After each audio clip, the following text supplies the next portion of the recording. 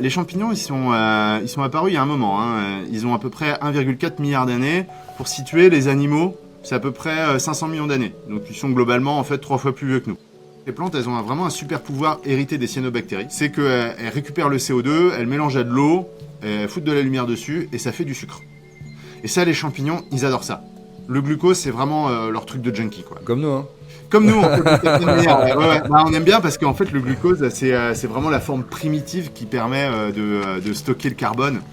Les racines d'une plante, c'est pas super pour aller chercher de l'eau. Et le mycélium, en fait, tu vas pouvoir faire 1000 à 1 million de fois plus de distance qu'avec une racine. Je vais te donner un ordre de grandeur très parlant. Une cuillerée à café de sol de forêt, 600 km de mycélium. Si tu imagines la Terre il y a à peu près 500 millions d'années, c'est une boule de roche, il n'y a pas de sol. Ben, les champignons, lentement, en fait, ils vont dissoudre la matrice rocheuse et ils vont libérer en fait des minéraux qui vont pouvoir ensuite être absorbés par le champignon, mais aussi transmis aux plantes. Les champignons, c'est les extravertis en fait de l'évolution. Ils mettent en relation en fait des centaines, voire des milliers d'espèces entre elles. C'est des espèces de sages de l'évolution. Ouverture du Sion. C'est parti, ça enregistre. Bienvenue Romain, Yeah. comment ça va? Et est-ce que tu peux te présenter rapidement pour toutes les personnes qui te découvrent aujourd'hui? Eh ben, ça va très bien. Je m'appelle donc Romain, je suis agriculteur en ville hein, depuis 8 ans à Nantes et je suis le gérant de 2 sociétés. En association Le Champignon Urbain, donc avec mon associé Camille May, qui est un GAEC, c'est une entreprise agricole.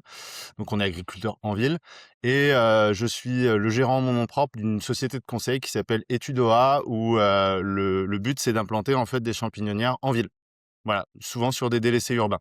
Donc on intervient en tant que conseil pour des collectivités, des associations, des bailleurs sociaux en fait, sur des gens qui ont des projets en fait d'installer une exploitation en fait de champignons sur du patrimoine en fait qui est vacant généralement. Ok, et à la base, tu as quand même un cursus aussi du coup porté vers la biologie et l'étude vraiment de la biologie des champignons, c'est ça aussi?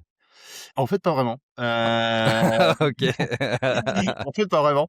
Moi, de formation, je suis chimiste industriel. Donc, j'ai travaillé dans le traitement de déchets industriels spéciaux. Ça a pas duré très longtemps parce que c'est un métier qui a disparu. Alors moi, du coup, j'ai 44 ans, donc moi, j'ai commencé mon activité professionnelle, c'était il y a plus de 20 ans Mhm. et la France était déjà en train de se désindustrialiser. Alors, je travaillais pour un sous-traitant de PSA, le fabricant automobile. Et j'ai le patron de la boîte qui un jour m'a dit: «Bon, bah, si tu veux te lancer en fait, dans le domaine de la chimie indus sur le traitement des déchets, bah, en gros, le fais pas ou alors déménage dans la vallée du Rhône». Voilà, ou alors tu pars à l'étranger, en Pologne, par exemple.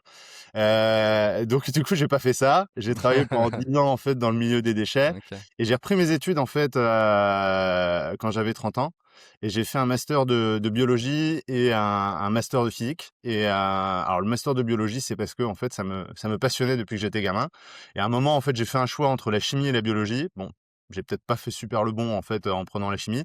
J'ai fait un master de bio parce que c'était vraiment un truc que j'adorais depuis tout petit, quoi. Pourquoi tu penses que tu n'as pas fait le bon choix? Alors, c'est, parce que la chimie, c'est un secteur qui est assez bouché d'un point de vue professionnel en France. Faut vraiment partir à l'étranger, surtout si tu veux être dans de la chimie de production ou alors tu vas être sur des trucs très Hmm. spécialisés comme par exemple de la chimie pharma en fait, ce qui était pas trop mon cursus, quoi. Et du coup, ça t'a mené vers les champignons. Alors cette histoire, est-ce que c'est les études sur la biologie qui t'ont mené, vers les champignons? Ou alors est-ce que tu étais déjà intéressé par les champignons, avant de commencer, les études de bio? Alors c'est une histoire qui est assez marrante en fait, à un moment, il a fallu donc que je fasse, le choix entre chimie et biologie et en fait, j'ai plutôt pris, le choix de la chimie parce que je supporte pas la vue du sang et je supporte pas de disséquer des bestioles. Donc du coup, je me suis dit: «Ah, si je fais des études de bio, forcément, je vais devoir ouvrir des souris. Je vais devoir aussi, faire un truc que j'aime pas trop, c'est contraindre le comportement des animaux». Donc par exemple, faire des études, sur le comportement des animaux, ça, c'est vraiment un truc sur lequel j'ai du mal. Mmh. Du coup, je me suis dit: «Bah, je vais plutôt faire de la chimie, quoi». J'ai choisi, en fait, les études de bio sur des trucs qui étaient pas, en fait, des choses, on va dire animales, quoi.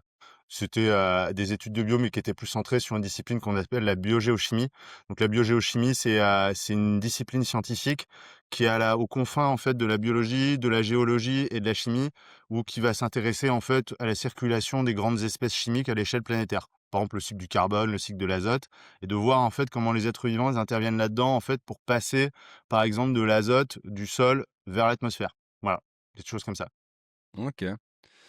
Ça me fait penser comme ça à un aux cyanobactéries. justement, Ouais, qui, ouais, sont, ouais, ouais. à l'origine de notre, oxygène, est-ce que, est-ce que Ils sont tu à l'origine voudrais, d'une des plus grosses extinctions de masse aussi parce que, les cyanobactéries, ça a été, vraiment dans l'évolution, des tueurs de masse parce que, ils ont c'est des donc pour résumer, c'est des bactéries qui sont capables de faire de la photosynthèse. Donc elles ont, plusieurs milliards d'années d'évolution. Elles sont apparues bien avant les plantes. Elles ont fabriqué, en fait, de l'oxygène à partir de CO2 dans une atmosphère, en fait, où, les êtres vivants y étaient pas du tout, en fait, adaptés. Et le fait de mettre des quantités massives, en fait, d'oxygène, ça a liquidé, je crois, 80 en fait, de la vie, à l'époque. Donc c'était, vraiment ça a été vraiment des tueurs. Mais maintenant, en fait, ah la vie s'est bon? adaptée. Ah, Ah je ouais, savais ouais. pas du tout ça. Mais parce que ça, c'était, je pensais justement que c'était, un petit peu des bactéries qui étaient à l'origine de la vie. Bon, de la vie comme on la connaît effectivement nous. Ouais, c'est ça, ouais. Elles nous ont donné la vie, mais en nous donnant la vie, en fait, elles ont été aussi à l'origine d'une e d'une extraction de masse. Ça, c'était il y a combien de milliards d'années? Alors, je veux pas te dire de bêtises, je crois que c'était à peu près 1,5 milliard d'années. Je demande à être fact Ouais, checké. OK.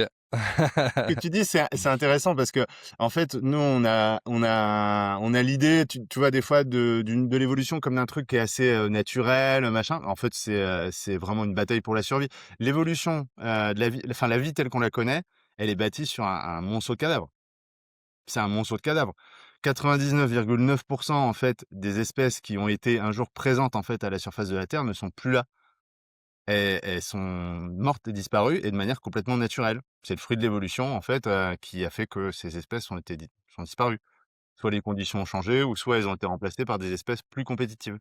C'est, ouais, ouais, c'est assez intéressant ce que tu dis parce que nous, on a tendance à vouloir, justement, freiner cette disparition massive d'espèces et en fait, bon, une des particularités aussi, mais il faudrait voir, c'est que ce que je comprenais en tout cas des extinctions d'espèces, c'est que là, le rythme auquel les espèces sont en train de s'éteindre aujourd'hui est sans précédent. Ou alors, est-ce que les cyanobactéries ont fait mieux? Alors je pense quand même, qu'on est assez fort en la matière parce qu'on arrive sur des pas de temps qui sont très faibles, en fait, à faire des changements, on va dire d'ordre, de niveau géologique. Voilà, niveau géologique, c'est avec une intensité, en fait, et une vitesse, qui sont pas croyables. Faudrait voir dans la durée, je pense que dans la durée, les cyanos, là, pour l'instant, elles sont quand même largement devant, bon, après tu sais, ces histoires, en fait, de modification du biotope, c'est en grande partie, en fait, pour nous aussi, les êtres humains. Enfin, la façon dont on change notre environnement et la manière dont on le pollue, à terme, en fait, on va se prendre surtout un retour de bâton. Mais après, le fait qu'il y ait de la vie qui continue après nous, parce qu'un jour on disparaîtra, c'est entre guillemets obligatoire. Oh non, moi je suis pas d'accord. J'ai pas envie de croire ça. Ah, tu relèves? Attends, mais du coup, ouais, sur, moi, il y a quelque chose qui m'a aidé vachement à relativiser ce fait qu'on était en train de détruire le monde, enfin, ou que l'espèce humaine en partie, était en train de, c'est que c'est exactement ce que tu viens de dire. C'est qu'au final, l'être humain ne fait, enfin, fait partie de ces grandes espèces, mais la planète en tant que telle survivra à toutes les choses qui sont en train de se passer. Donc en fait, quand on dit: «Oui, on va sauver la planète», non, c'est on va essayer de se sauver nous de Ah de bah oui, notre oui, oui, disparition. l'idée, c'est de se sauver nous-mêmes. Puis tu vois, souvent le retour de boomerang, il est quand même assez savoureux, tu vois. Justement, j'écoutais un truc là, l'autre jour, d'un mycologue, Marc-André Sellos, hein, c'est quelqu'un de fantastique, qui disait en substance, en fait, que par exemple, les fongicides qu'on avait utilisés, à la fois pour, se traiter de maladies causées par des champignons, en tant qu'être humain, donc pour se soigner, parce que les champignons, ils produisent des maladies, qui sont dangereuses pour nous. Et les champignons, en fait, qui font des dégâts, en fait, aux récoltes, auparavant, en fait, ces 2 types de fongicides, ils étaient «différents» entre guillemets.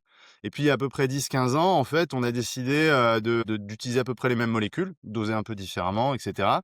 Donc ça a causé des gros dégâts puisque ça a tué des champignons, en fait, dans la nature qui pouvaient plus remplir leur rôle écosystémique, et cetera. Donc on s'est dit: «Bon, bah, bien fait pour les champignons, tant mieux pour nous». Bon, évidemment, qu'est-ce qui se passe? Il y a des champignons résistants qui apparaissent et sur lesquels on n'a pas de traitement. Donc vraiment le concept One Health, de santé globale, santé de l'environnement et santé de l'humanité, c'est pas un truc vain. Quand on commence en fait à globaliser le truc, on se rend compte que n'importe quelle merde en fait qui nous revient dans la nature va nous revenir en fait fois 3 en tant qu'être humain, obligatoirement. On peut appeler ça le karma. Ouais, c'est une sorte de karma, mais au niveau biologique. C'est le karma biologique de la vie, quoi. Voilà, exactement, c'est ça. Alors, Est-ce que tu peux nous expliquer du coup ce que c'est le mycélium, toi qui es du coup spécialiste des champignons? Et alors, bon, on va commencer par la définition un petit peu du mycélium, Alors, si ça te va. je vais revenir peut-être d'abord sur, l'histoire évolutive des champignons, en fait. Alors les champignons, ils sont apparus il y a un moment, hein, ils ont à peu près 1,4 milliard d'années. Pour situer, les animaux, c'est à peu près, 500 millions d'années. Donc ils sont globalement, en fait, 3 fois plus vieux que nous. Alors, il y a 1,4 milliard d'années, pardon, ils étaient pas du tout, tels qu'on les connaissait. C'était des êtres vivants unicellulaires qui vivaient dans l'eau, qui sont progressivement en fait, sortis de l'eau en s'associant à des plantes et ou à des bactéries. On sait pas encore trop. Donc ça a fait au début, des lichens, que le lichen, c'est pas un être vivant en tant que tel, c'est une association entre un champignon et une plante ou entre un champignon et une bactérie. C'est ce qui a permis la sortie de l'eau et à partir du moment où ils ont commencé à sortir de l'eau, en fait, leur forme de vie s'est complexifiée. Ils sont passés d'un état qui était unicellulaire, on va dire un peu comme des bactéries, un truc qui bouillonne un peu dans un liquide, qui se divise et cetera, jusqu'à des formes de vie qui sont plus élaborées. On considère que ça a été parmi les premières formes de vie pluricellulaires. C'est-à-dire, en fait, avoir, plusieurs cellules, en fait, qui fonctionnent ensemble au sein d'un même organisme. Donc D'accord. je reviens sur cette notion, elle est pas très évidente, mais globalement, en fait, les êtres vivants, tu vas avoir 2 catégories. Tu vas avoir les êtres vivants unicellulaires, donc on pense aux bactéries, on va penser aussi aux archées qui sont des espèces de, bactéries un peu bizarres, en fait, pas vraiment des bactéries, mais c'est des trucs un peu plus compliqués. On va avoir pas mal de champignons et puis après, on a tout un tas d'êtres, en fait, pluricellulaires, comme nous, par exemple, comme des plantes complexes. Et les champignons, en fait, ils sont un peu entre les deux. C'est-à-dire qu'ils ont inventé la pluricellularité en créant des formes extrêmement simples de pluricellularité, c'est-à-dire en embranchant en fait des cellules les unes derrière les autres, comme les wagons d'un train. Alors, toi comme moi, on est pluricellulaire, mais on est des êtres pluricellulaires très complexes.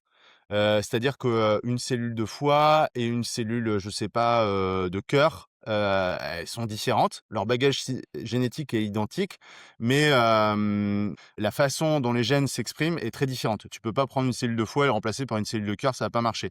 Et puis Mmh. même dans ta cellule de cœur, en fait, tu as plein, de sous-cellules, tu en as des centaines qui ont chacune des spécialités, donc tu peux décomposer chaque organe en sous-organes. Bon, un champignon, c'est pas trop comme ça que ça marche. On prend une cellule, on la copie, on la branche l'une à la suite de l'autre et puis, c'est toutes les mêmes et elles font à peu près toutes le même truc. Donc vraiment, au niveau pluricellularité, c'est vraiment le basique. Ils ont pas de fonction spécifique?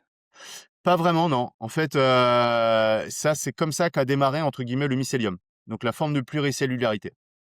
Après, les champignons dits supérieurs, donc un champignon supérieur, c'est par exemple, ça va être un bolet que tu vas trouver dans la forêt.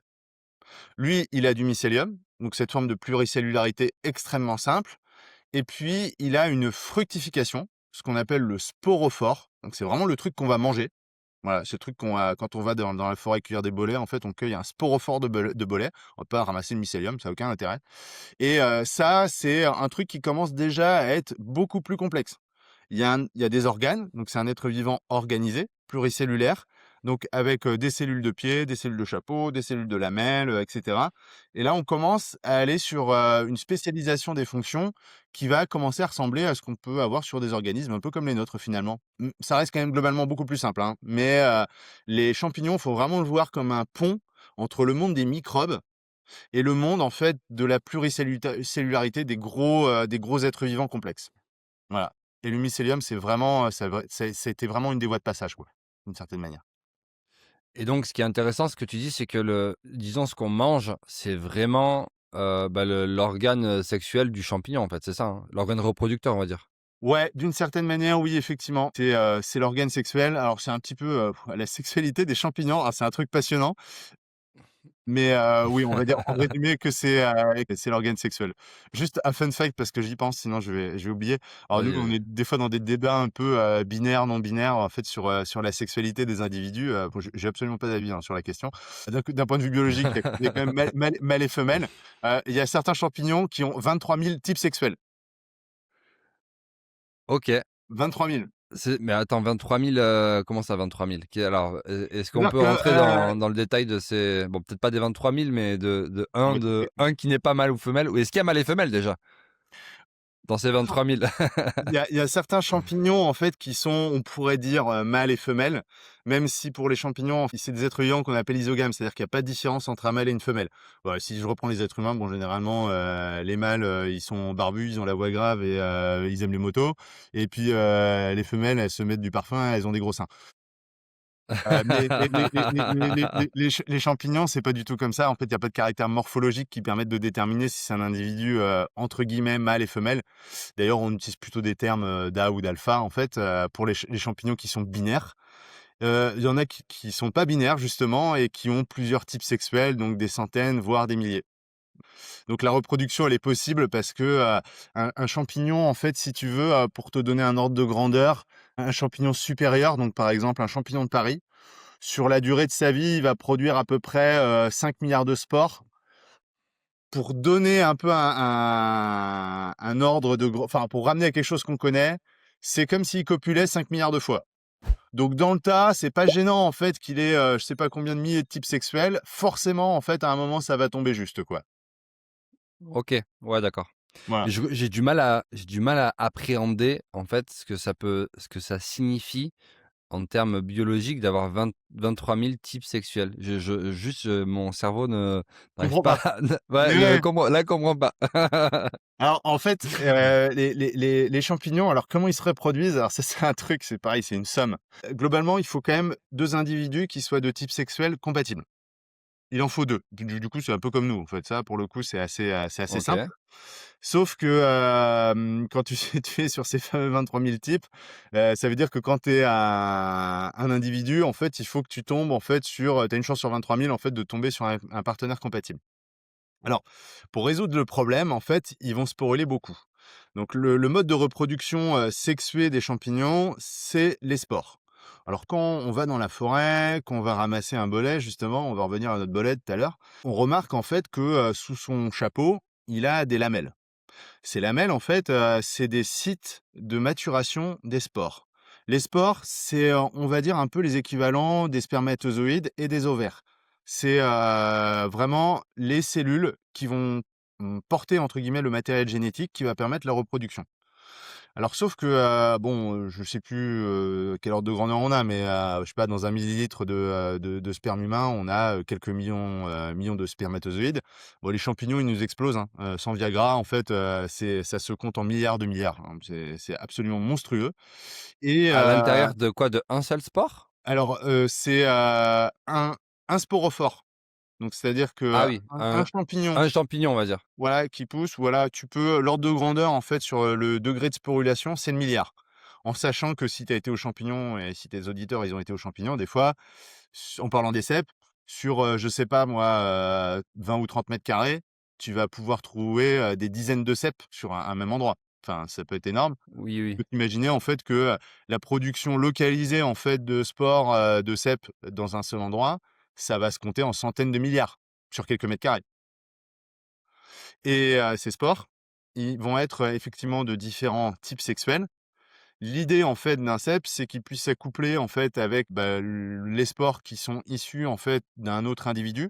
Donc ça va être, encore du mycélium de cep à côté, un peu plus loin, à 100 mètres plus loin, qu'aura produit, en fait, lui aussi des sporophores et les spores portés par le vent, un insecte, parce qu'il y a pas mal de diffusion, en fait, par les insectes, portés donc, par l'eau aussi, ça peut arriver.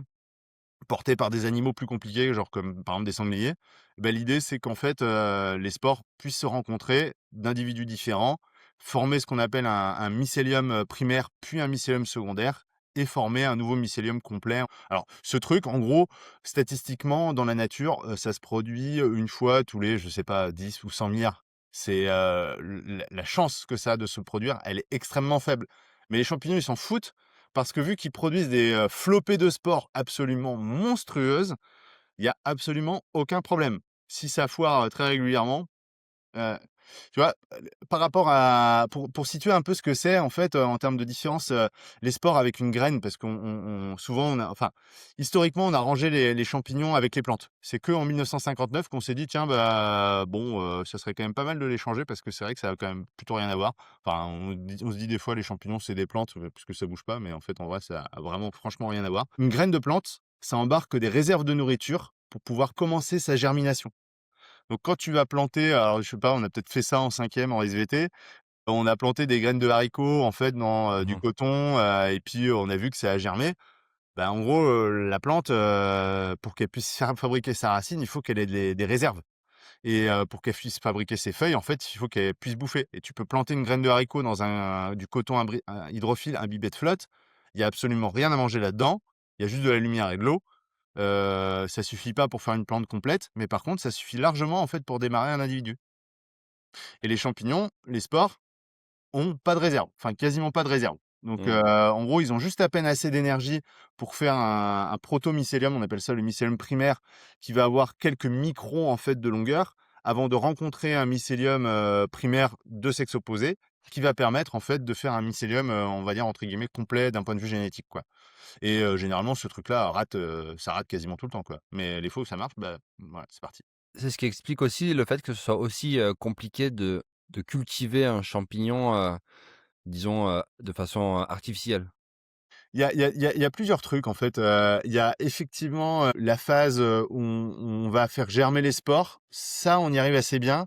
Après pour que les champignons puissent pousser et se développer, alors ça effectivement, c'est, vraiment une autre dimension parce que des fois, ça peut impliquer tout un tas d'êtres vivants en fait qui sont autour et qui vont faire en fait que la Mmh. germination va entre guillemets «prendre», que le champignon va se développer. Parce que les champignons en fait, si tu veux, au bout de ils ont connu tout le monde. 1,4 milliard d'années d'évolution. C'est-à-dire qu'ils ont vu passer, en fait, la plupart des trains évolutifs. Ils ont Mmh. vu évoluer les bactéries, ils ont vu évoluer les animaux, ils ont vu évoluer les plantes, ils ont aidé les plantes à sortir de l'eau. Donc, en gros, ça a été un peu, je sais pas comment dire, mais, c'est des espèces de sages de l'évolution. Ils ont accompagné tout un tas d'espèces et en les accompagnant, en fait, ils ont entretenu des liens de dépendance avec eux. Et c'est ce qui fait en fait que, leur écologie, donc c'est-à-dire leur manière de vivre au sens très large, elle est, extraordinairement complexe. Les champignons, c'est les extravertis en fait de l'évolution. Ils déploient beaucoup en fait de, surfaces de contact avec leur milieu extérieur. Ils mettent en relation en fait des centaines, voire des milliers d'espèces entre elles. Donc, ils font un peu le rôle de «médiateur» entre guillemets et du coup, bah, le corollaire de ça, c'est qu'ils ont des liens de dépendance en fait qui sont extrêmement compliqués à retrouver en laboratoire ou sur une exploitation agricole. C'est vraiment hyper complexe. C'est ça moi, ça me fait penser, ou, enfin une question, est-ce que tu penses qu'il y a une sorte d'intelligence derrière ce mycélium? Qu'est-ce que tu penses si je te parle d'intelligence du mycélium? C'est quoi ton opinion par rapport à ça? C'est très compliqué. Alors le truc quand même qui est intéressant, c'est que je pense que le mycélium, il y a pas vraiment de propriété de réflexion à proprement parler, on va dire. Mais, si tu veux, en fait, le mycélium, c'est, quelque chose qui est peu coûteux à fabriquer. Donc déjà, Mmh. c'est une forme pluricellulaire qui est ultra simple puisque tu prends une cellule, tu la dupliques, tu la fous derrière et puis en gros, tu recommences ça plein de fois et ça te fait du mycélium. Pour te donner un ordre de grandeur, pour, fabriquer une certaine longueur de racine, il faut 1000 à 1 million de fois plus, en fait, de matière que du mycélium. Donc c'est-à-dire que, alors tiens, je vais te donner un ordre de grandeur très parlant. Une cuillerée à café de sol de forêt, 600 kilomètres de mycélium. 600 kilomètres. 600 kilomètres de mycélium. Toi, tu es à Bayonne, toi, tu es dans le sud-ouest, hein, si je dis pas de Ouais, bêtises. c'est Bon, ça. avec une cuillerée à café du sol de forêt, en fait, que je récupérais ici, dans la forêt de Toufou, à Vertou, à côté de Nantes, je déplie la bobine, en fait, de mycélium, j'arrive jusqu'à chez toi. C'est énorme. J'ai assez de longueur pour ça. C'est ouais, c'est juste, enfin, sur une cuillère à café, c'est vraiment, ouais, C'est c'est impensable. énorme. C'est ouais, c'est ça. Tous les chiffres que tu te donnes, je les appréhende, mais je pense que je les comprends pas. Enfin, ils sont difficiles à dimensionner, mais C'est ouais, pas à notre échelle. c'est ça, c'est pas notre échelle, c'est pas notre monde, quoi. C'est pas à notre échelle. Enfin, un intestin humain, des fois, quand on m'a dit, je sais pas, la première fois que j'ai appris ça, j'étais gamin, que ça faisait déjà 12 Ouais, mètres. Donc je me suis dit: «Ouais, 12 mètres quand même, c'est pas mal». Bah là, 600 bornes dans le volume d'une cuillère à café. C'est juste impossible à appréhender. et une grande partie du sol est en fait constituée de mycélium, du sol d'une forêt. Je crois que c'était Ouais, ouais, ouais, 30%. oui, sur une forêt, effectivement, tu vas en trouver, les champignons, ils adorent ce genre d'environnement. En fait, les champignons, c'est un être vivant qui va adorer les plantes. Alors pourquoi il va adorer les plantes? C'est parce que, les champignons, c'est des êtres vivants, qui sont, comme nous, ils sont hétérotrophes. C'est-à-dire que, ils ont pas de capacité, en fait, à, fabriquer le carbone qui constitue, leurs cellules. Il faut qu'ils trouvent une source de carbone. Alors nous, la source de carbone, bah, on va manger en fait d'autres êtres vivants, hein. Ouais, on va manger des haricots, on va manger, je sais pas, du poulet, n'importe quoi. Les champignons, ils peuvent faire ça, mais un des premiers trucs qu'ils ont inventé en fait avec les plantes, c'est une espèce de deal, win-win où les plantes font de la photosynthèse, donc vont transformer en fait une matière Mmh. qui est minérale, à savoir le CO2 atmosphérique, donc le fameux dioxyde de carbone, le gaz carbonique. Et ce gaz carbonique, les plantes, elles ont vraiment un super pouvoir hérité des cyanobactéries. En fait, c'est les cyanobactéries qui ont inventé ce truc-là. C'est qu'elles récupèrent le CO2, elles mélangent à de l'eau, elles foutent de la lumière dessus et ça fait du sucre. Ça fait du glucose. Et ça, les champignons, ils adorent ça. Le glucose, c'est vraiment, leur truc de junkie, quoi. Enfin, ils sont shootés au Bah, comme glucose. à nous, comme nous, hein. Comme nous, en fait, d'une certaine manière, ouais, ouais, ouais. Bah, on aime bien parce qu'en fait, le glucose, c'est vraiment la forme primitive qui permet, de stocker le carbone. Donc c'est vraiment un truc auquel on est adapté, c'est vraiment un truc qu'on a inscrit dans notre code génétique, au plus profond. Et les champignons, c'est des junkies, du glucose, quoi. Ils sont complètement addicts à ça. Donc à partir du moment, en fait, où ils ont commencé à bosser avec les plantes, assez rapidement, en fait, il y a une symbiose qui s'est opérée. Enfin, on peut plutôt parler de mutualisme parce que des fois, il y avait des relations un petit peu déséquilibrées, en fait, hein, le deal, c'est que la plante, elle envoie du glucose, aux champignons. Elle paye, en fait, entre guillemets, «le champignon» en sucre et le champignon, lui, en contrepartie, d'une manière générale, il va, aller chercher de l'eau. Les racines d'une plante, c'est pas super, en fait, pour aller chercher de l'eau et plus la plante est grosse et moins ça marche bien. Je t'ai dit tout à l'heure, en fait, que, avec, une certaine quantité de matière, tu fabriquais, 1000 à 1 000 000 de fois plus de mycélium qu'une racine de plante. Enfin, si tu as 1 gramme, en fait, de mycélium, en fait, tu vas pouvoir faire, 1000 à 1 million de fois plus, de distance qu'avec une racine. Les champignons donc font ça, Mmh. ils vont apporter de l'eau, ils vont apporter des sels minéraux, parce que les sels minéraux, ils sont dissous dans l'eau. Ils vont fabriquer des minéraux. Alors ça, c'est un truc qui est assez étonnant. C'est que l'origine du sol, en fait, elle est inscrite dans, les champignons. Si tu veux, si tu imagines la Terre, il y a à peu près 500 millions d'années, c'est une boule de roche. Il y a pas de sol. Il y a un petit peu éventuellement de sable, des alluvions, des trucs comme ça qui sont issus de l'érosion des roches par l'eau et par, le vent. Mais en réalité, en fait, c'est très peu. Ça permettait pas, en fait, vraiment de faire un sol et en fait, c'est les champignons qui ont permis de créer du sol parce qu'ils fabriquent un acide qui s'appelle l'acide oxalique et cet acide, en fait, il permet de dissoudre littéralement la roche et de remobiliser, en fait, tous les minéraux qui sont encapsulés dans la roche. Tu prends une dalle de granit, tu essayes de planter un truc dessus, bah, il va pas se passer grand-chose, hein. Mmh. Par contre, t'imagines, il y a très longtemps, en fait, des champignons qui arrivent, qui se mettent avec des plantes pour faire des lichens. Ben les champignons, lentement, en fait, ils vont dissoudre la matrice rocheuse et ils vont libérer, en fait, des minéraux qui vont pouvoir ensuite être absorbés par le champignon, mais aussi transmis aux plantes. Donc voilà, les champignons, ils font ça vis-à-vis des plantes. Ils vont également les protéger des bactéries, parce que les champignons, on le sait, ils fabriquent des antibiotiques. Quand on prend de l'amoxicilline, de la pénicilline, ça vient de psyllium, le mycélium. Non, tu dis: «On le sait», mais moi je le savais pas, mais Ah ouais, ouais, voilà, c'est-à-dire ça vient de là. En fait, OK. les champignons, ils sont dans une espèce de guerre fratricide avec les bactéries. Donc les bactéries, c'est quand même des occupants, en fait, de l'histoire évolutive qui sont quand même antérieurs aux champignons. Donc les champignons, quand ils sont arrivés, il a fallu qu'ils se fassent un trou face aux bactéries et comme une cellule de bactérie, c'est très agressif, ça se multiplie très rapidement. Que le champignon, c'était une cellule qui était plus complexe et plus longue à faire. Pour donner un ordre de grandeur, une cellule de bactérie, ça se divise à peu près toutes les 20 minutes. Une cellule de champignon unicellulaire, il faut 2 heures. Donc la course de vitesse, elle est perdue pour les champignons. Donc l'astuce évolutive qu'ils ont eue, ça a été en fait de, fabriquer des antibiotiques qui vont tuer les bactéries. Et donc, ils ont gardé en fait cette Mmh. capacité-là, hein. Il y a plein de champignons qui fabriquent des antibiotiques et quand les champignons sont sortis de l'eau avec les plantes et ont commencé à faire du mycélium, voilà et cetera, ils ont, mis à profit en fait cette capacité pour tuer les bactéries qui auraient pu, tuer les plantes, en gros. Puisqu'il y a plein de maladies en fait causées à des plantes, qui sont liées à des bactéries. Voilà. Donc, voilà, ça c'est les services en fait que les champignons vont rendre aux plantes Et au début, dans l'histoire évolutive, il y a 500 millions d'années, en fait, on était sur des trucs qui étaient très simples, hein, c'est des lichens. Alors, on a tous vu ça, hein, sur une paroi quelconque. Ça fait une espèce de croûte, un truc, voilà, pas très profond. Et l'héritier de tout ça, ça va être par exemple un chêne que tu vas trouver dans la forêt, qui a ses racines qui sont littéralement perforées en fait de milliards de trous fabriqués par le mycélium de plein de champignons en fait qui l'hébergent. Et il y a un deal en fait entre le chêne de ta forêt, qui va héberger notamment d'ailleurs le cèpe, mais aussi plein d'autres champignons. Et il y a un mutualisme en fait qui se met en place entre ces deux grands groupes d'êtres vivants. Mais comment ça c'est fascinant tout ce que tu racontes, est-ce que c'est le processus de mycorhize? C'est ça, Ouais, ouais, ouais. comment tu penses que ça s'est mis en place ce deal? Parce que tu parles de deal, d'un accord comme s'il y avait eu, une communication. Comment est-ce que tu penses que ce deal champignon-chêne se met en place? Alors, en fait, tout est parti vraisemblablement du lichen. Le lichen, c'était déjà en fait une association où l'idée c'était 1 + 1 = 3.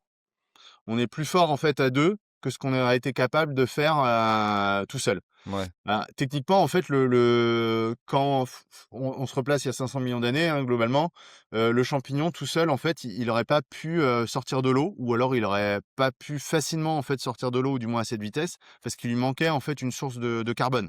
Mmh. Et les plantes, en fait, elles auraient pas été capables en fait de sortir de l'eau, parce que historiquement, les plantes, elles sont issues des algues, hein.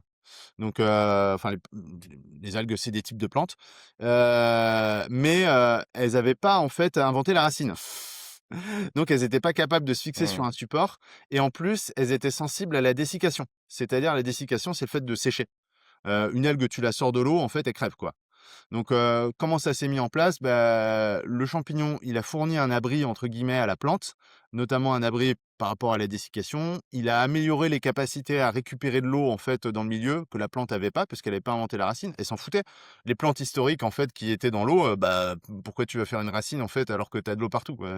Il suffit simplement de la Ouais. faire rentrer, d'évacuer le sel et c'est bon, quoi. Mmh. Et de proche en proche, en fait, on a eu une complexification, de cette association. Ça a permis, en fait, de faire des végétaux et des champignons d'ailleurs aussi, de plus en plus gros, de plus en plus massifs, au fur et à mesure que le sol est apparu et que, les êtres, ils ont été de plus en plus adaptés, en fait, à leur milieu. Voilà, en gros, c'est ce qui s'est passé.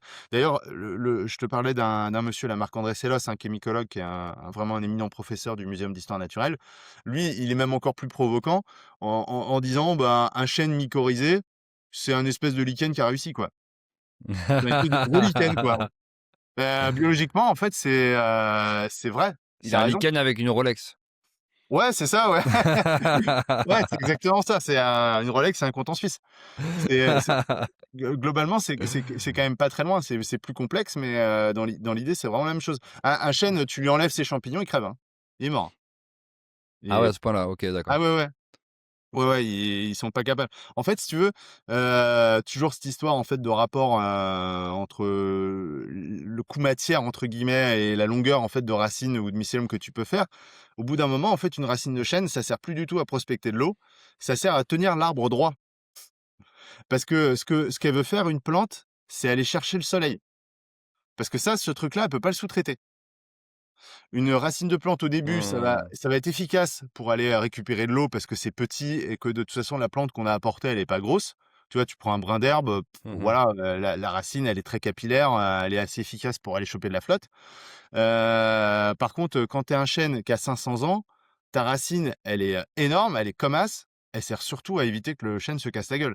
Mais, pour aller chercher de l'eau, c'est assez nul en fait, hein, c'est les champignons qui sont hébergés par le chêne, c'est beaucoup plus efficace. Ouais, c'est ça, c'est qu'en fait, ça donne aussi comme des super pouvoirs aux arbres de capillarité. Ça étend Ouais, leur capacité à aller capter de l'eau, quoi, ouais, et c'est des ça. nutriments. C'est ça. Et d'ailleurs, il y a un article scientifique que j'ai vu il y a pas très longtemps, en fait, qui est vraiment intéressant. C'est que, souvent, on parle de rhizomorphisme, en fait, pour, le mycélium de champignon. Alors rhizomorphisme, ça veut dire qu'il fait comme une racine. Parce que quand on a commencé à découvrir, en fait, le mycélium, il y a certains mycéliums qui peuvent être quand même assez gros et largement visibles à l'œil nu. On s'est dit: «Bah, c'est vrai que ça a quand même une forme de racine, donc on va dire, bah, que c'est rhizomorphe, c'est une forme de racine».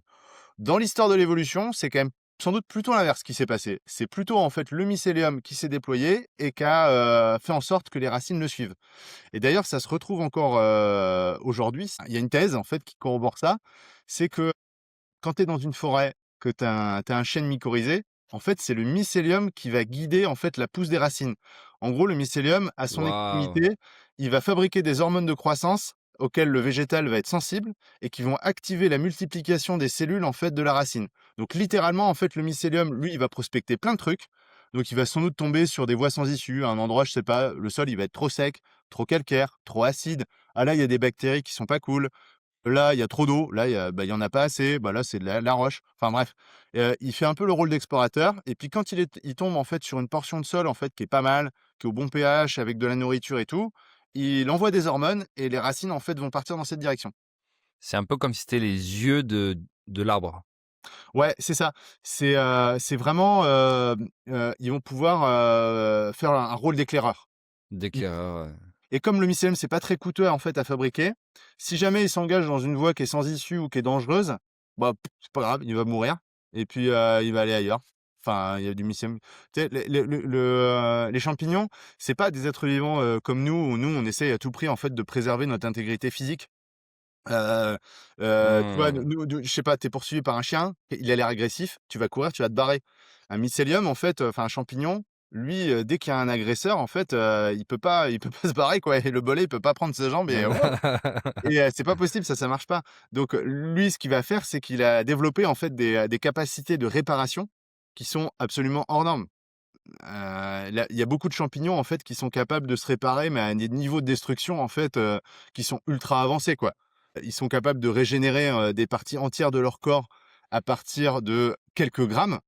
Quand tu parles de leur corps, c'est là tu parles du sporophore ou tu parles vraiment du mycélium? Ouais, alors si on parle des champignons supérieurs, en fait, donc des champignons un peu complexes comme le cèpe, ça va être, vraiment le mycélium. Le mycélium, si tu veux, c'est vraiment la base, en fait, hein, Ouais, le d'accord. enfin, si tu veux, le cèpe, c'est l'éjaculation du mycélium. Voilà, Ça c'est donc OK, ça c'est dit. on peut le voir comme ça. Et en plus, d'un point de vue, pour s'étendre, Du coup, c'est un peu chelou d'en manger, mais OK. ouais, faut faire abstraction, c'est bon, non, mais en gros, en fait, si tu veux, même si, le mycélium d'un cèpe, en fait, se reproduit pas chaque année, c'est pas grave parce que le mycélium, il peut quand même s'étendre. Donc c'est-à-dire que tu as quand même une possibilité de développement de l'individu, même s'il y a pas de reproduction sexuée. Et d'ailleurs, ça me fait penser à un truc. Tu vois, par exemple, tu as l'être vivant le plus grand, connu, c'est, l'armilière couleur de miel. C'est, un champignon, en fait, qui va parasiter, des arbres. C'est, la plus grande colonie connue, elle est en Amérique du Nord. Alors je demande à être fact-checké, je crois qu'elle fait, 88, kilomètres carrés. C'est à vérifier, hein, donc c'est un truc énorme. Ça fait des milliers de tonnes et au bout d'un moment, en fait, en regardant, tu vois la taille du truc, il y a les biologistes qui se sont dit: «Mais c'est là depuis combien de temps, en fait, ce truc-là?» Parce que même si le mycélium, il se développe vite, bah, il va pas à une vitesse infinie non plus, pour coloniser une surface pareille et en fait, il y a certaines estimations qui, donneraient un âge entre 2000 et 10 000 ans. Donc le champignon, c'est Ah aussi ouais. un être vivant où s'il se reproduit pas de manière sexuée, bah, c'est pas grave en fait, il a le temps devant lui, hein, il a des mécanismes de réparation à la fois physiques dont on parlait tout à l'heure. Il un mycélium, ça peut être littéralement déchiré et ça peut quand même en fait se régénérer de manière complètement complète. Mmh. Ou alors en fait, si, ça peut pas, s'étendre ou et cetera, il y a quand même des mécanismes de réparation génétique qui lui donnent une longévité absolument hors norme. Et attends, mais parce que 88 kilomètres, 10 000 ans, enfin entre 2 et 10 Pareil. 000 ans, ça fait, non seulement le plus grand, mais peut-être le plus vieux, être vivant du monde. Sur l'âge, c'est assez difficile en fait de dater du mycélium parce que, tu vois, sur un arbre, tu peux faire de la dendrinologie, c'est-à-dire faire un carottage, tu fais un trou en fait et tu vois les dans le tronc et tu vois les cernes de croissance. Sur le mycélium, on sait pas trop, donc on a plutôt des méthodes de datation un peu génétiques, on va dire. Ouais, Donc on n'est pas très, très sûr en fait de l'âge. Enfin, on a des ordres de grandeur, hein, on sait que c'est extrêmement OK. vieux. Après, est-ce que c'est plus vieux? Je sais pas. Je sais qu'il y a des plantes qui font quand même le millier d'années, donc qui peuvent avoir des trucs avec des métabolismes très lents. Mmh. Je sais pas, mais ouais, on est sans doute en fait dans les records, dans des records mondiaux, quoi. Qu'est-ce qu'il fait ce champignon qu'est-ce qu'il fait dans la vie? Qu'est-ce qu'il fait dans la vie? Et ben, il colonise des arbres. Donc, OK. il colonise notamment des colonies justement de peupliers faux-trembles. C'est un peuplier et il a un rôle un peu mal défini parce que en fait, si tu veux, à la fois, il a un comportement un peu de parasite, mais en même temps, l'arbre semble y être adapté. Donc il y a des relations un petit peu complexes, en fait, qui se sont mis en place, où sans doute qu'effectivement l'armillère couleur de miel, elle prélève quand même, de la nourriture et elle vit littéralement sur le corps, en fait, de cette colonie d'arbres. Mais manifestement, l'arbre, il en tire des bénéfices parce que, si au bout d'un moment, Mmh. le peuplier faux-tremble meurt, cette colonie d'arbres meurt, bah, le champignon, il meurt aussi. Donc il OK. doit y avoir quand même une forme de mutualisme. C'est un truc assez courant, hein. Si tu veux, il y a pas, c'est pas on n'est pas dans un Marvel Comics avec les gentils et les méchants. Il y a vraiment, tout un continuum entre des associations qui sont bénéfiques et des associations qui ne le sont pas, entre la pure symbiose et le parasitisme. En fait, tu as toutes les nuances entre les 2, quoi. Et d'ailleurs, en fait, il y a quand même pas mal d'associations plantes-champignons qui ont commencé, qui étaient plutôt quand même au détriment, en fait, des plantes et les plantes, en se défendant, elles ont pu «rééquilibrer» entre guillemets le rapport de force et Mmh. faire en sorte qu'elle se fasse pas bouffer, en fait, par les champignons. Ouais, c'est intéressant ça. C'est presque une métaphore c'est une métaphore de pas mal de choses, finalement, et Ah ouais? Ouais, ouais, ouais, carrément, ouais. En termes de développement personnel ou des trucs comme ouais, ça, ouais, ouais, c'est ça, tu faut, enfin des trucs de ce genre, quoi. Et il y a pas vraiment de conscience, hein, là-dedans. C'est juste, une mmh. succession d'étapes évolutives qui ont fait que, la relation, elle s'est équilibrée comme ça, quoi. Quelles analogies tu vois justement, entre, qu'est-ce qui ils t'ont est-ce que les champignons t'ont appris des choses, un petit peu comme ça de façon métaphorique sur la vie? Alors attends, je me gratte la tête, j'avais pas prévu cette question. Ouais, alors si, il y a un truc, alors ça m'a pas vraiment appris sur la vie, mais ça m'a donné un questionnement philosophique. C'est, Vas-y. notre rapport à la notion d'individu. Alors, tu vois, toi et moi, on est différents, donc on est biologiquement différents. On a des corps qui sont différents, mais les champignons, en fait, ça marche pas du tout comme ça. En fait, tu peux prendre un mycélium, tu peux le couper en 2, tu peux, mettre une portion, en fait, à se développer à un endroit et l'autre, se développe à un autre endroit. Alors, est-ce que, c'est génétiquement, les 2 sont identiques. Mais est-ce que, pour autant, c'est des individus différents ou c'est des individus similaires?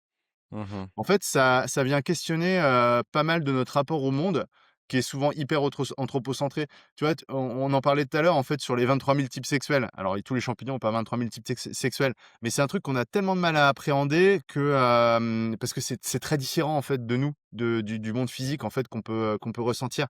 Et je trouve qu'une des vertus des champignons, c'est que ça fait des trucs tellement, j'allais dire, entre guillemets, «mindfuck», que, ça t'oblige à rien prendre pour acquis. Mmh. Donc ça, je pense que c'est effectivement un bon un bon Ouais, enseignement des ouais. champignons.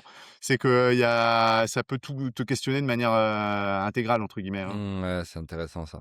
Je reviens sur cette idée de destruction et comment, le mycélium, parce que je pense qu'on n'a pas tout à fait fini Mmh cette mh. idée de développer cette idée-là, sur la capacité des champignons. En fait, comment ils vont, explorer des choses, se faire, «ratiboiser» entre guillemets et en fait, ça fait partie de leur stratégie alors que nous, on va faire très attention à préserver notre intégrité physique Oui. et tu parlais donc de cette capacité du champignon à absorber des chocs et à se faire détruire et cetera. Mais je pense que tu avais encore quelque chose à dire, et on est parti sur autre chose.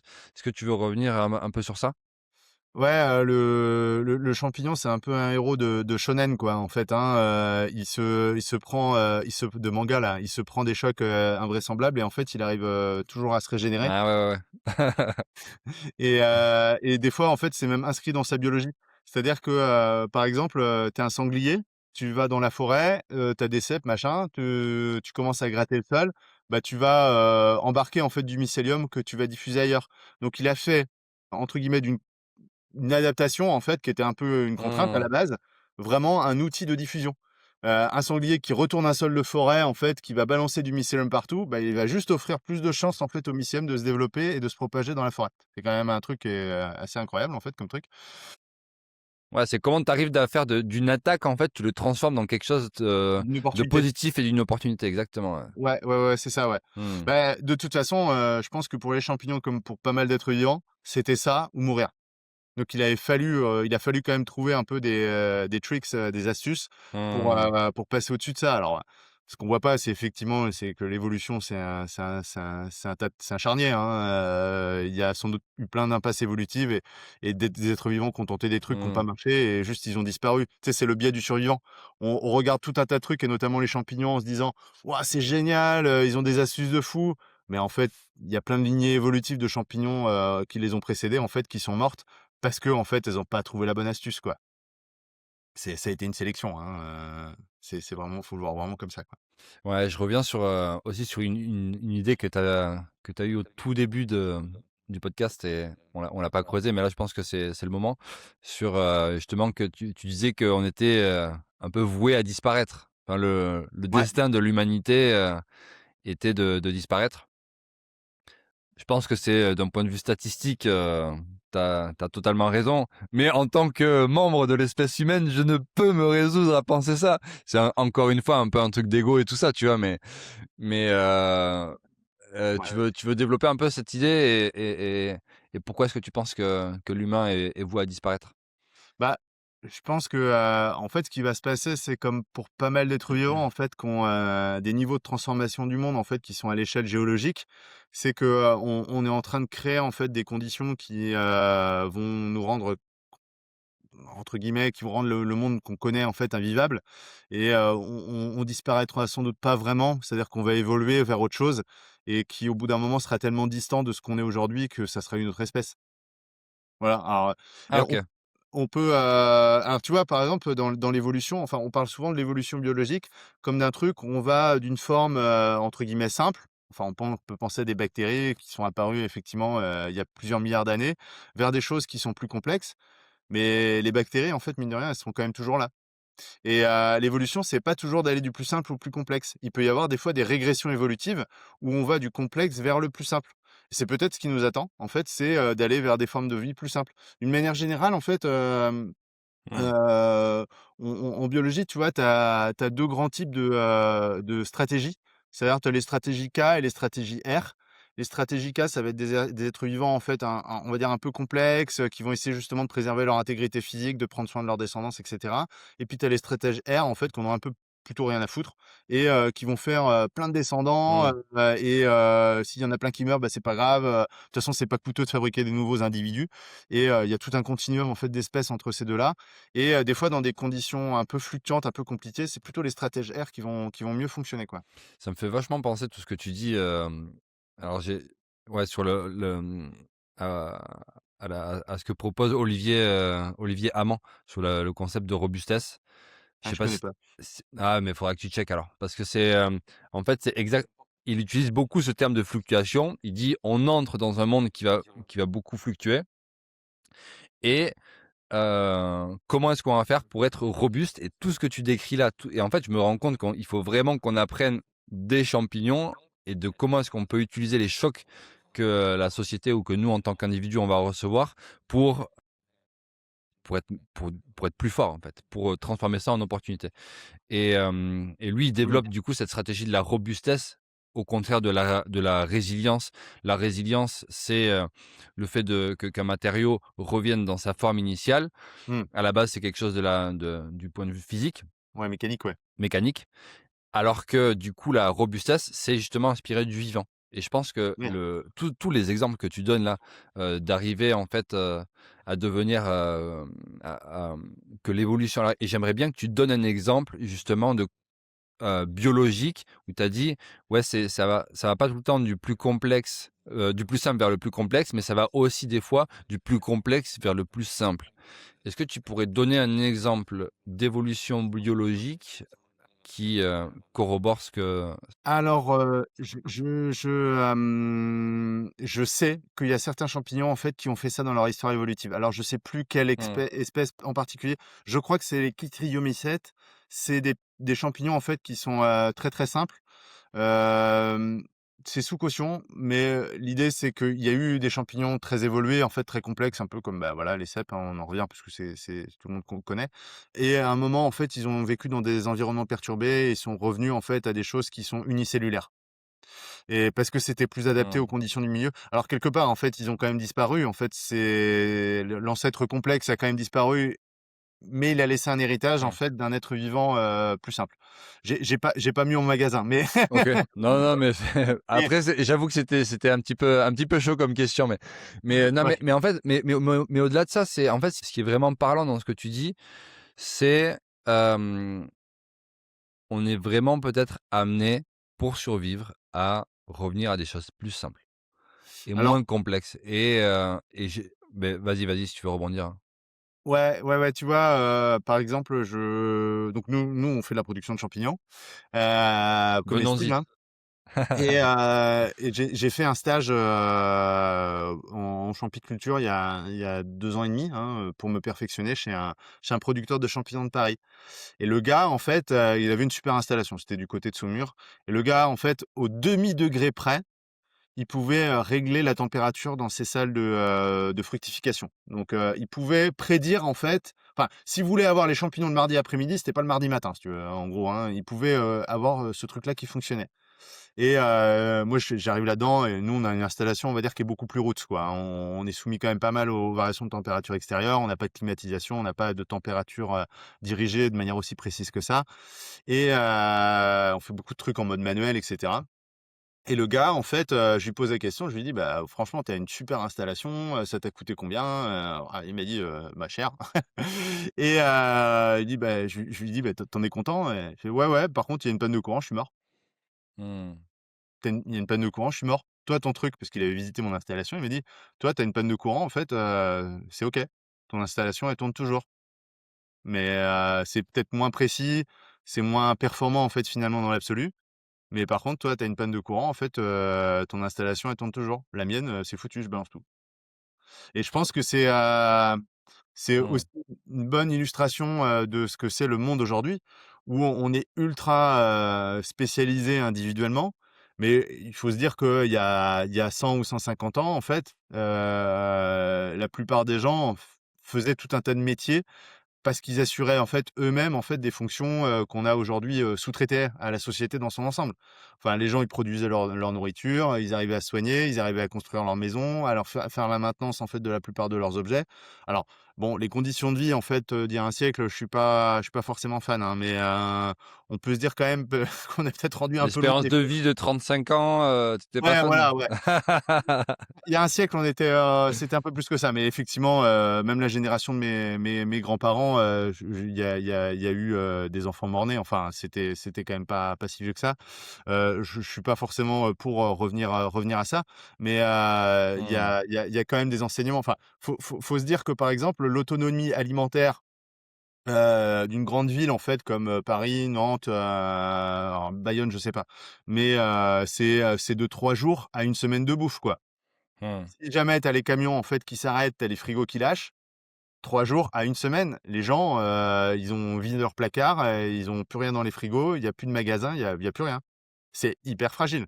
Alors que, tu prends effectivement une société un peu plus, ancienne dans le temps, bon, bah, il y avait des silos de grains un petit peu partout, il y avait une densité de l'habitat qui était quand même plutôt faible, donc ça permettait d'aller chercher quand même de la nourriture et tu avais surtout des compétences qui permettaient d'aller chercher de la bouffe dans le milieu sauvage. Aujourd'hui, bon, accroche-toi, hein, les gens capables de ça, déjà, il y en a pas beaucoup et puis, bon, le milieu sauvage, si tu veux, à Nantes, et les alentours, c'est un peu ratatiner, quoi. Et c'est d'autant plus pertinent ta remarque qu'il y a eu une coupure d'électricité, pardon, en Espagne, et au Portugal, Oui, là, il y a quelques jours. Donc là, les conséquences de ça, bon, on n'est pas en c'est encore trop proche pour, vraiment comprendre, qu'est-ce qui s'est passé. Mais disons que le scénario, plus d'électricité, il y a je pense que c'est quelque chose de crédible aujourd'hui. Ça va arriver d'une manière ou d'une autre, bon, c'est déjà arrivé, hein. La dernière panne de courant, j'en discutais avec mon frère, qui bosse à RTE, il m'a dit que la dernière panne de courant comme ça en France qui a eu lieu, c'était en 1978, mais ça a déjà eu lieu. Donc c'est vrai qu'avec, le monde fluctuant, dans lequel on va arriver, bah, ça va probablement, avoir lieu, une nouvelle fois, quoi. Tu vois, un truc auquel je pensais quand il y a eu la guerre en Ukraine, tu shootes les infrastructures énergétiques, t'as même pas besoin d'envahir le pays. Et quand je dis shooter, en fait, t'as pas forcément besoin d'envoyer un missile dessus. Tu peux faire une cyberattaque. T'as quand même de plus en plus en fait de réseaux électriques qui sont pilotés en fait de manière numérique. Alors je sais pas comment ça marche exactement dans le détail, mais justement, j'ai un client qui bosse chez RTE qui m'avait expliqué ça, qui m'a dit que c'est pas impossible en fait d'avoir une cyberattaque massive et c'est beaucoup plus, ça serait beaucoup plus dangereux et ça serait beaucoup plus efficace au niveau des ressources que tu investis là-dedans, plutôt que de commencer à bombarder un truc. Une cyberattaque, ça peut être maquillé, ça peut, voilà. Et tu vois, en Espagne, j'ai lu sur la panne de courant, j'ai lu quelques papiers dessus. Ils ont balancé en fait des milliers de tonnes de bouffe parce que tout ce qui était en liaison froide, c'est à la benne. Et donc, en plus, un truc encore plus perturbant, c'est que du coup, tu produis d'un seul coup des milliers de tonnes de déchets. Donc tes infrastructures, elles sont pas dimensionnées en fait pour ça. Et en plus, c'est du déchet qui pue puisque c'est de la bouffe. Donc, il va falloir trouver à enfouir ça. Enfin, je pense que ça va être un peu, un beau bazar. Mais, ouais, ouais, on est dans un monde qui potentiellement est assez fragile en fait. Mais alors dans ce monde-là, quel est enfin, est-ce que tu vois une place pour les champignons? Ouais, alors du coup, ça va me permettre de rebondir sur mon métier. C'est que, nous, on fait de la production de champignons, en ville, pour la ville. Donc c'est-à-dire on nourrit la ville par la ville. À la base, en utilisant des déchets, urbains, donc du marc de café et de la drèche de brasserie. Alors ce qu'actuellement on n'a pas industrialisé. On a fait la proof of concept, on sait que ça marche, mais on n'est pas capable de le déployer à très grande échelle et en revalorisant en fait des locaux qui sont, abandonnés. Donc nous on fait ça depuis 8 ans. On s'est installé successivement dans une ancienne salle de sport, un truc de fitness. On s'est installé dans un ancien centre de tri logistique de la Poste. On s'est installé dans une chapelle du 19e siècle et là, depuis là où je t'appelle, on est, chez un ancien grossiste de fleurs, dans l'ancien marché d'intérêt national de Nantes. Donc c'est-à-dire qu'on a réussi à détourner de leur usage quand même des lieux assez différents, parce que le grossiste de fleurs et la chapelle du 19e, c'est quand même pas vraiment le même type de procédé constructif. On a réussi à détourner des bâtiments de leur usage originel pour faire de la production de champignons. Et là, actuellement, en fait, via ma société de conseil, là, on transforme en fait des caves d'un immeuble de HLM en champignonnières. Comment ça marche, hein, les HLM? Tu as un bail en fait qui est divisé en 3 entre guillemets. Tu as un bail pour l'appartement, la place de parking et puis, les caves. Puis Ouais, souvent les gens, ils ont pas trop de sous dans un HLM, donc ils prennent que l'appartement et ils laissent la place de parking et ils laissent la cave. Et souvent les caves, ça devient des lieux un peu de trafic, des trucs un peu de non-droit. Donc le bailleur social, il a dit: «Bon, bah, faut trouver un truc». Le meilleur projet, en fait, c'est de faire de l'occupation d'activité, sauf que tu peux pas faire grand-chose, en fait, dans un sous-sol et l'idée, ça a été la production de champignons. Alors ça s'est déjà fait par le passé, hein, ailleurs, hein, en ouais. France et en Europe. Donc voilà, ça c'est, donc notre métier, c'est ça et je pense que dans un monde un peu, post-apocalyptique, je pense que notre métier, il aurait de l'avenir. Je juste te donne un ordre de grandeur qui est assez parlant. Nous, on a une salle de culture qui fait à peu près 100 mètres carrés. Sur 100 mètres carrés, on produit 10 tonnes de champignons par an. 100 Ah mètres ouais. carrés, 10 tonnes. Pour le rapprocher d'un autre exemple agricole, si tu as 1 hectare de blé de compète avec un sol de compète en conventionnel, tu vas faire 10 tonnes. Sauf que tu as besoin d'un hectare. Tu as besoin de 10 000 mètres carrés. Donc en gros, la productivité surfacique d'une exploitation de champignons par rapport à une exploite de blé, c'est un facteur 100. Ah ouais, c'est énorme. C'est 100 fois plus productif à la surface. Alors, évidemment, dans le cas d'une famine, on aura peut-être quand même plus besoin, en fait, de blé que de champignons, hein. Je veux pas, voilà. Parce que le blé, c'est quand même calories, protéines et c'est ça qui te permet de survivre et les champignons, c'est pas un truc très calorique, il y a un petit peu de protéines et c'est intéressant d'en manger, mais c'est pas ça qui te permet de tenir. Mais, en ordre de grandeur, en fait, on a une productivité surphasique qui est absolument hors norme, quoi. Enfin, c'est un truc monstrueux, quoi. Ouais, c'est hyper intéressant cette question du rendement et je rebondis sur la partie nutritive du coup Ouais, des champignons. Je vois pas mal de pubs, passer sur les réseaux sociaux et cetera en ce moment sur, justement, le, mmh, pour augmenter ses capacités cognitives, ouais, le donc lion's mane. le lion's mane notamment, le cordyceps, et d'autres champignons dont je me souviens pas forcément le nom. Est-ce Ouais. que et toi, qu'est-ce que tu en penses, de ça? Est-ce que c'est plus quelque chose est-ce qu'il y a des vraies qualités nutritives pour augmenter en gros booster son cerveau? Ou alors est-ce que c'est plus de l'ordre de la campagne marketing un peu, Bah, j'en pense pas grand-chose en fait, parce que là, du coup, ça sort quand même, pas mal de mon métier. Je pense que, il y a a priori, il y a quand même pas mal de trucs qui mériteraient d'être investigués, un peu plus avant. Alors moi, ce que j'ai lu globalement, c'est que, il y a pas mal de propriétés médicinales au sens large des champignons qui ont, été, démontrées in vitro. C'est-à-dire que, on a mis, des extraits de champignons dans une éprouvette et puis on a regardé le comportement des cellules humaines et on a vu que c'était mieux pour elles quoi, grosso modo. Mais qu'il y avait quand même 2 grandes interrogations. C'est que, c'est in vitro, donc dans une éprouvette, mais qu'est-ce que ça devient in vivo? Donc quand on ingère effectivement le champignon et d'autre part, c'est la question des quantités. Souvent, on a extrait en fait un principe actif du champignon qu'on a concentré, qu'on a mis en fait à des cellules. On a regardé ce qui se passait, mais si on fait le rapport entre la quantité de champignons frais en fait qu'il faudrait, tu tombes sur vraiment des fois des kilos quoi. Donc je suis un peu sceptique, même si je pense qu'il y a des trucs, qui sont quand même super intéressants, en fait, dans le domaine. Donc ça, c'est vraiment sur la partie médicinale. J'ai pas trop d'avis et je pense qu'il faut qu'il y ait pas mal d'études qui soient faites complémentaires et l'autre chose, c'est après sur le volet, on va dire, nutritionnel, donc sur le volet santé. Alors globalement, les champignons, c'est pas mal. Faut pas trop en manger non plus. C'est un peu paradoxal si je te dis ça, mais c'est que la plupart des champignons, en fait, ils sont toxiques. Ils ont des toxines. Alors, on a l'image un peu des champignons où, il y a les toxiques et les pas toxiques. Bah, c'est un peu pareil, en fait, tu as une espèce de continuum assez long, en fait, entre les 2. Globalement, il y a à peu près tous les champignons, les sporophores, en fait, qu'on va trouver qui sont toxiques. Mais, toxique, ça veut pas forcément dire toxique pour nous ou pas à des effets de seuil, en fait, qui sont, enfin, à des niveaux qui sont très importants. Si tu veux, les champignons, ils sont quand même évolués pour, se protéger d'un certain nombre, en fait, d'autres êtres vivants. Donc il y a les bactéries, mais plus proche de nous, en fait, d'un point de vue évolutif, il y a surtout, les mouches et les gastéropodes. ouais. En gros, les limaces, les escargots et il y a pas mal de champignons qui font des toxines qui sont compétentes, pour ces, êtres vivants-là. Et le fait que ça soit toxique pour nous, c'est une balle perdue. Ils ont pas fait exprès, parce que globalement, les champignons, ils en ont rien à foutre de nous, hein, Mmh. on n'est pas du tout une menace, en fait, pour eux, on n'existe pas. Donc s'ils font un truc, une substance, en fait, qui est active pour nous, ils ont pas fait exprès. Mais n'empêche que, comme on est pas toujours très loin d'un point de vue évolutif des insectes et des gastéropodes, bah, des fois, tu as quand même pas mal de toxines qui vont, assez bien marcher, sur eux, qui vont aussi, très bien marcher sur nous. Des fois, pas du tout. Donc ça, c'est vraiment un point. Et puis, les champignons, c'est aussi un truc qui est pas extrêmement facile à digérer. C'est des membranes qui sont un petit peu complexes. Il y a dans pas mal de champignons un sucre qui s'appelle le tréhalose et le tréhalose, en fait, on le digère pas très bien. En fait, on est, pas très bien adaptés, nous, les êtres humains, à manger des champignons. C'est bien pour compléter notre bol alimentaire, mais pour, en consommer en routine, en fait, il faudrait sans doute des milliers d'années d'évolution pour qu'on développe des enzymes compétentes capables de dégrader efficacement les champignons et notamment cette fameuse tréhalose. Alors le tréhalose, c'est un sucre qui a tendance, s'il est pas digéré, à faire un peu comme le lactose, à s'accumuler dans le gros intestin et là, à cet endroit-là, en fait, tu as des bactéries qui vont bouffer le tréhalose et en mangeant le tréhalose, elles vont fabriquer des gaz, donc en gros, on va faire des proutes et elles vont fabriquer des métabolites, des déchets, en fait, qui vont être irritants pour la paroi intestinale. Donc moi, le truc que je recommande, en fait, sur les champignons, c'est, vraiment, d'en manger, pas beaucoup, sur l'échelle d'une semaine, 300 grammes, un truc comme ça, mais d'en manger assez régulièrement. Par contre, il y a quand même un truc qui est intéressant, c'est que, vu que les champignons, ils sont assez proches génétiquement de nous, Mmh.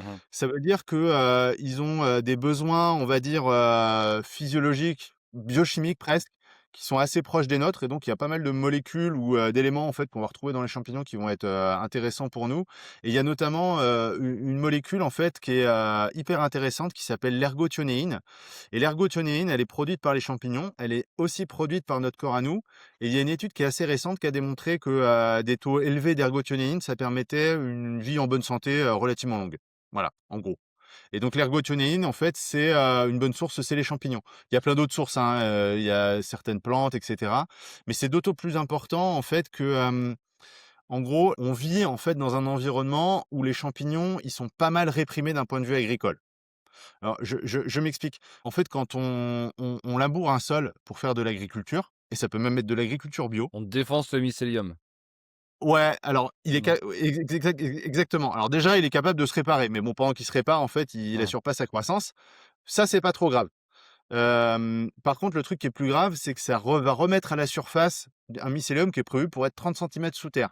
Alors ça, le mycélium, il déteste, hein. Il a horreur de ça. Ça, vraiment, il aime pas du tout, surtout sur un champ. Parce que encore, tu es dans une forêt, on remonte à la surface du mycélium, ça reste quand même un environnement humide. Assez rapidement, en fait, le mycélium va pouvoir replonger et puis reprendre son développement. Mais un champ, en fait, c'est un truc, c'est une dalle de béton, quoi. C'est exposé au vent, c'est exposé à la lumière, et ça, les champignons, ils aiment pas trop. Il leur faut un petit peu de lumière, mais pas trop, et là, c'est en plein champ, c'est beaucoup trop, en fait, pour eux. Et les couches supérieures du sol, en fait, elles sont très oxygénées, et beaucoup d'oxygène, en fait, ça veut dire beaucoup de bactéries. En fait, les bactéries, elles aiment bien l'oxygène, et elles sont plus efficaces que le champignon, en fait, pour exploiter l'oxygène et dégrader de la matière.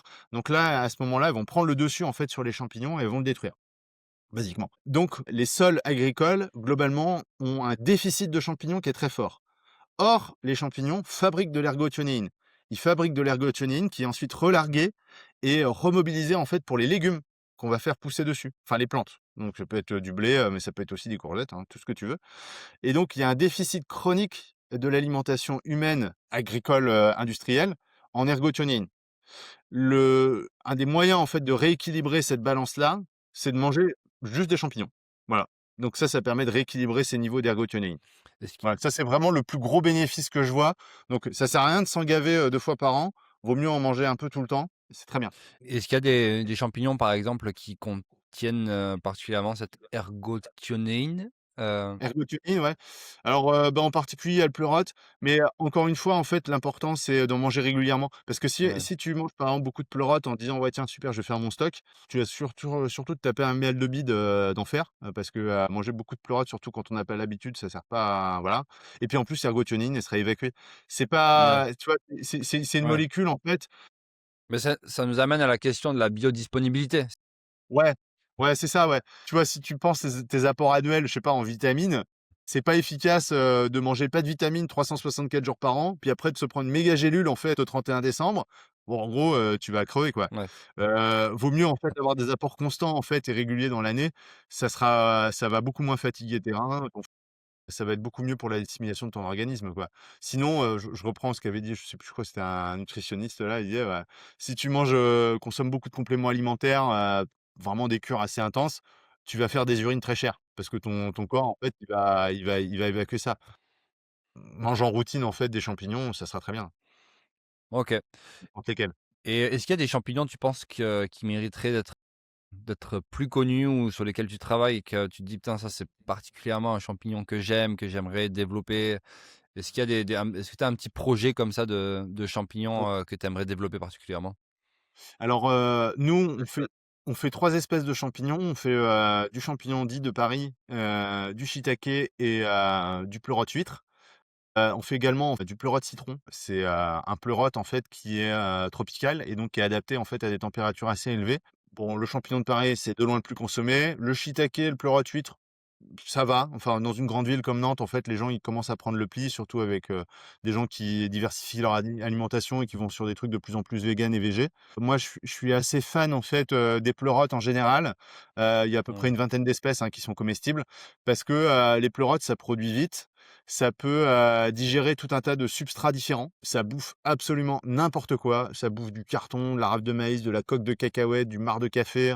C'est un champignon qui est hyper intéressant, en fait, parce que c'est vraiment le truc par lequel tu peux commencer pour faire du substrat. C'est un mycélium qui est très agressif, c'est-à-dire que ça peut utiliser, dans une perspective post-apocalyptique, des substrats, peu pasteurisés, tu vois? Peu pasteuriser? Heu, ouais, en fait, ouais, je fais, Des trucs avec beaucoup de bactéries? ouais, des trucs avec beaucoup de bactéries qui sont un peu cracra, en fait, enfin cracra au sens biologique, hein, pas cracra à polluer, hein. Mais, le pleurote, c'est un champignon assez fou là-dessus. Alors juste, une petite anecdote. Nous, on bosse avec une boîte qui s'appelle le Kiosque Paysan qui nous fait de la livraison, sur des clients qu'on peut pas livrer à vélo, puisqu'on on livre la majorité de notre production à vélo, dans un Trop bien. périmètre, assez proche de notre champignon,nière, et on a des fois des clients qui sont un peu plus distants. Ils ont un camion frigo avec, une grosse caisse frigo à l'arrière, en fait, avec des parois qui sont faits en contreplaqué, fongicide, traité avec, un antifongique. Ils livrent nos produits, voilà, puis ça se passe bien. Ça fait quelques mois qu'on bosse ensemble. Puis, tu sais qu'on a eu quand même pas mal de flotte, en fait, ces derniers temps, enfin, notamment sur Nantes. Puis un jour, en fait, je regarde la caisse frigo, Puis je regarde en dessous, je vois des pleurotes. Je fais: «Mais qu'est-ce que c'est que ce bordel?» Et je me dis: «Tiens, c'est des pleurotes qui se sont barrées et tout», mais la façon dont c'était foutu, c'était pas possible. Et en fait, les pleurotes ont poussé dans du contreplaqué qui était pris entre 2 lames, en fait, de, métal laqué. À l'intérieur, il y a de l'aggloméré traité contre les champignons, et les pleurotes se sont débrouillées à faire pousser un mycélium quand même là-dedans et à fructifier. C'est-à-dire que littéralement, tu avais sur le camion, en fait, dans la caisse frigo, tu avais des pleurotes qui poussaient, et je les ai cueillis d'ailleurs, et le pleurote, je trouve qu'il est vachement intéressant, en fait, là-dessus. C'est parce que si vraiment, en fait, il y en a un qui doit survivre, ça sera lui. OK. C'est, dans une exploitation vraiment, post-apo, ou vraiment un truc, où tu as besoin, tu as vraiment peu de moyens matériels à ta disposition et que tu veux «recycler» entre guillemets, tes déchets ou vraiment un peu tout ce qui traîne, le pleurote, il est assez fantastique. Et les pleurotes, en fait, c'est un ensemble d'espèces, hein, de champignons, qui sont assez modernes d'ailleurs, Mmh. qui sont assez peu différenciés les uns des autres, mais qui sont, très adaptés à des grandes gammes de températures. Donc par exemple, moi j'ai un pleurote que je cultive, une variété qui s'appelle la Cryos en pleurote huître, qui peut pousser en fait dès 4 ou 5 degrés. Donc des fois le truc il pousse en chambre froide. OK, voilà. Donc t'as pas besoin de chauffage, tu peux faire ça l'hiver. Et j'ai du pleurote citron dont je te parlais, Pleurotus citrinopileatus, ça peut pousser à 35 degrés. Donc dans une perspective où le climat il se réchauffe, ce truc-là a pas besoin de système de climatisation. 35 degrés, 40 degrés. D'ailleurs je te précise même un truc, c'est que, les plantes à 30-35 degrés, il y en a beaucoup qui ferment leurs stomates et donc qu'arrêtent les échanges gazeux en fait avec leur environnement, et donc elles C'est arrêtent quoi leur les stomates? Les stomates, c'est des trous en fait qui sont pratiqués, dans la «peau» entre guillemets de la plante et qui vont permettre, leur échange gazeux. Si tu veux, C'est comme les pores de la peau, mais pour la ouais, plante? ouais, ouais. Ouais, c'est ça, ouais, et ça permet vraiment à la plante de respirer par contre. Si elle ferme ses stomates, elle arrête de respirer et puis elle fait un peu avec ce qu'elle a et elle attend en fait que «l'orage passe» entre guillemets, enfin que la température passe. Et donc le pleurote citron, 35 degrés, 40 degrés, pas de problème. Il reste ouvert.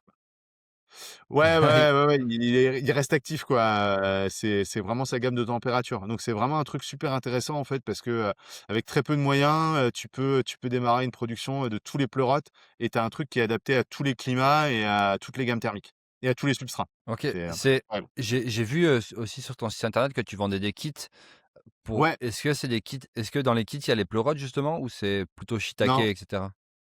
J'en fais pas trop, du kit pleurote, faudrait que j'en fasse. Ça fait partie des des milliers de projets qu'on a. L'idée, c'est à terme effectivement d'avoir toute une gamme en fait de kits.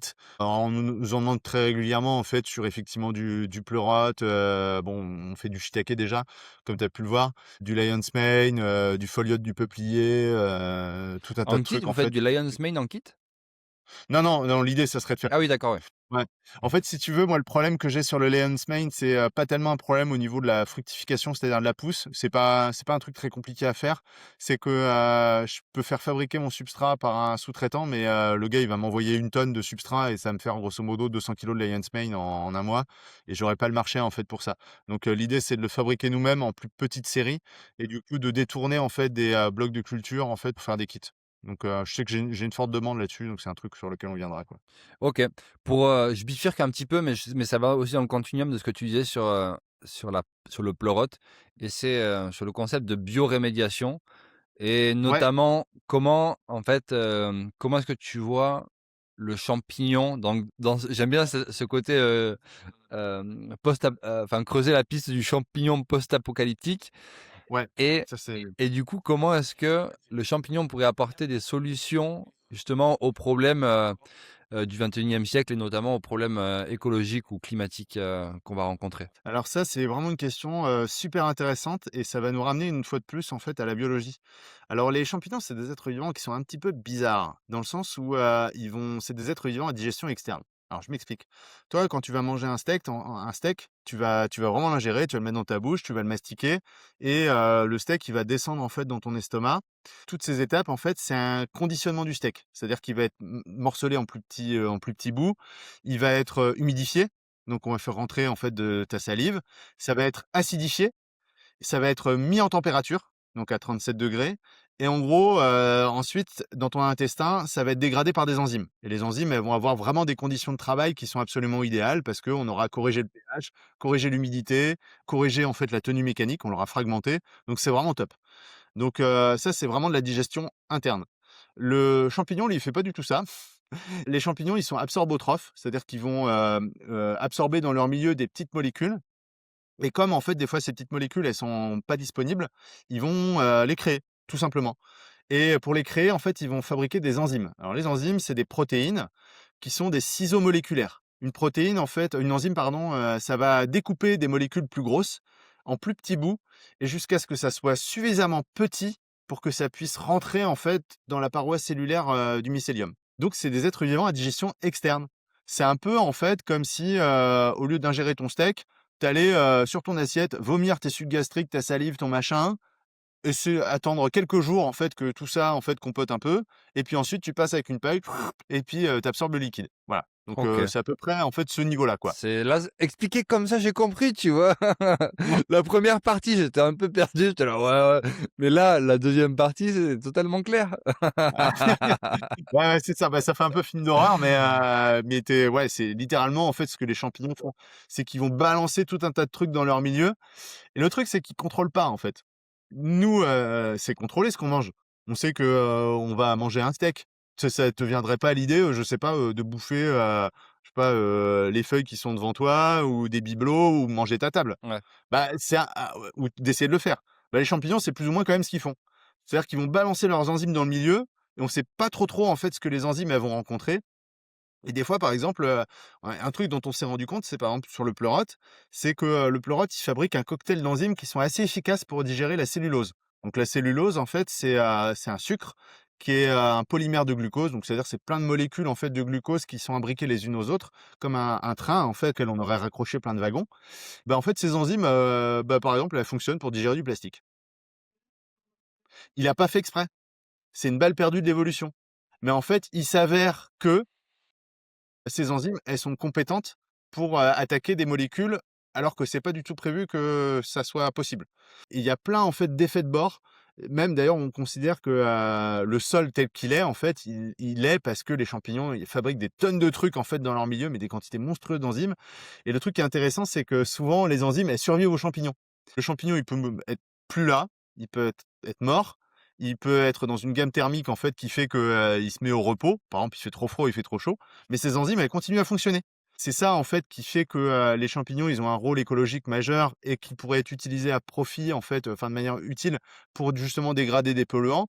Parce que en fait, ils ont des batteries enzymatiques ultra performantes, qui sont notoirement sous-exploitées. D'ailleurs, on sait même pas en fait, de quoi sont capables les enzymes des champignons, parce qu'en gros, faudrait prendre en fait chaque champignon, tester son cocktail d'enzymes sur à peu près tous les polluants qu'on a et de voir un peu ce que ça marche et d'essayer les effets en interaction avec d'autres enzymes de champignons. Enfin, c'est juste un boulot, tu en as pour 2000 ans de recherche, quoi. Mais, potentiellement en fait, ouais, ça fait partie des rares êtres vivants qui font ces trucs-là, quoi. Bon, donc il y a l'aspect en gros, plastique où on pourrait éventuellement et c'est intéressant parce qu'on revient sur ce que tu disais, au début sur les océans. Donc est-ce qu'on pourrait pas mettre justement, des champignons dans les océans pour qui sont à la base de leur milieu d'origine, pour Ouais. justement, voir, dégrader tous les microplastiques, qui sont présents? J'imagine qu'il y a des trucs qui sont, faits dans ce sens-là? Alors je sais pas où en est l'état de la recherche. Alors des fois, par contre, il peut y avoir des effets pervers. Bah, c'est ça, C'est ouais. que, ouais, c'est que, déjà, enfin, si tu mets tu favorises les champignons, en fait, dans un milieu, où ils sont pas trop présents, bah, tu sais pas trop ce qui va se passer pour les autres espèces. Parce que des fois, c'est peut-être le coup de pas de bol. Tu dis: «Ouais, tiens, je vais booster les champignons dans les océans», puis peut-être que finalement, ils vont se mettre à bouffer les poissons. Ça peut arriver et il y a aussi, alors je pense que c'est vraiment un truc pervers, c'est que, par exemple, si on parle vraiment des plastiques, c'est que les plastiques, c'est plutôt des grosses molécules. Comme ça, c'est pas trop dangereux. Enfin, il y a assez peu de plastique, genre, qui vont pénétrer, en fait, les cellules.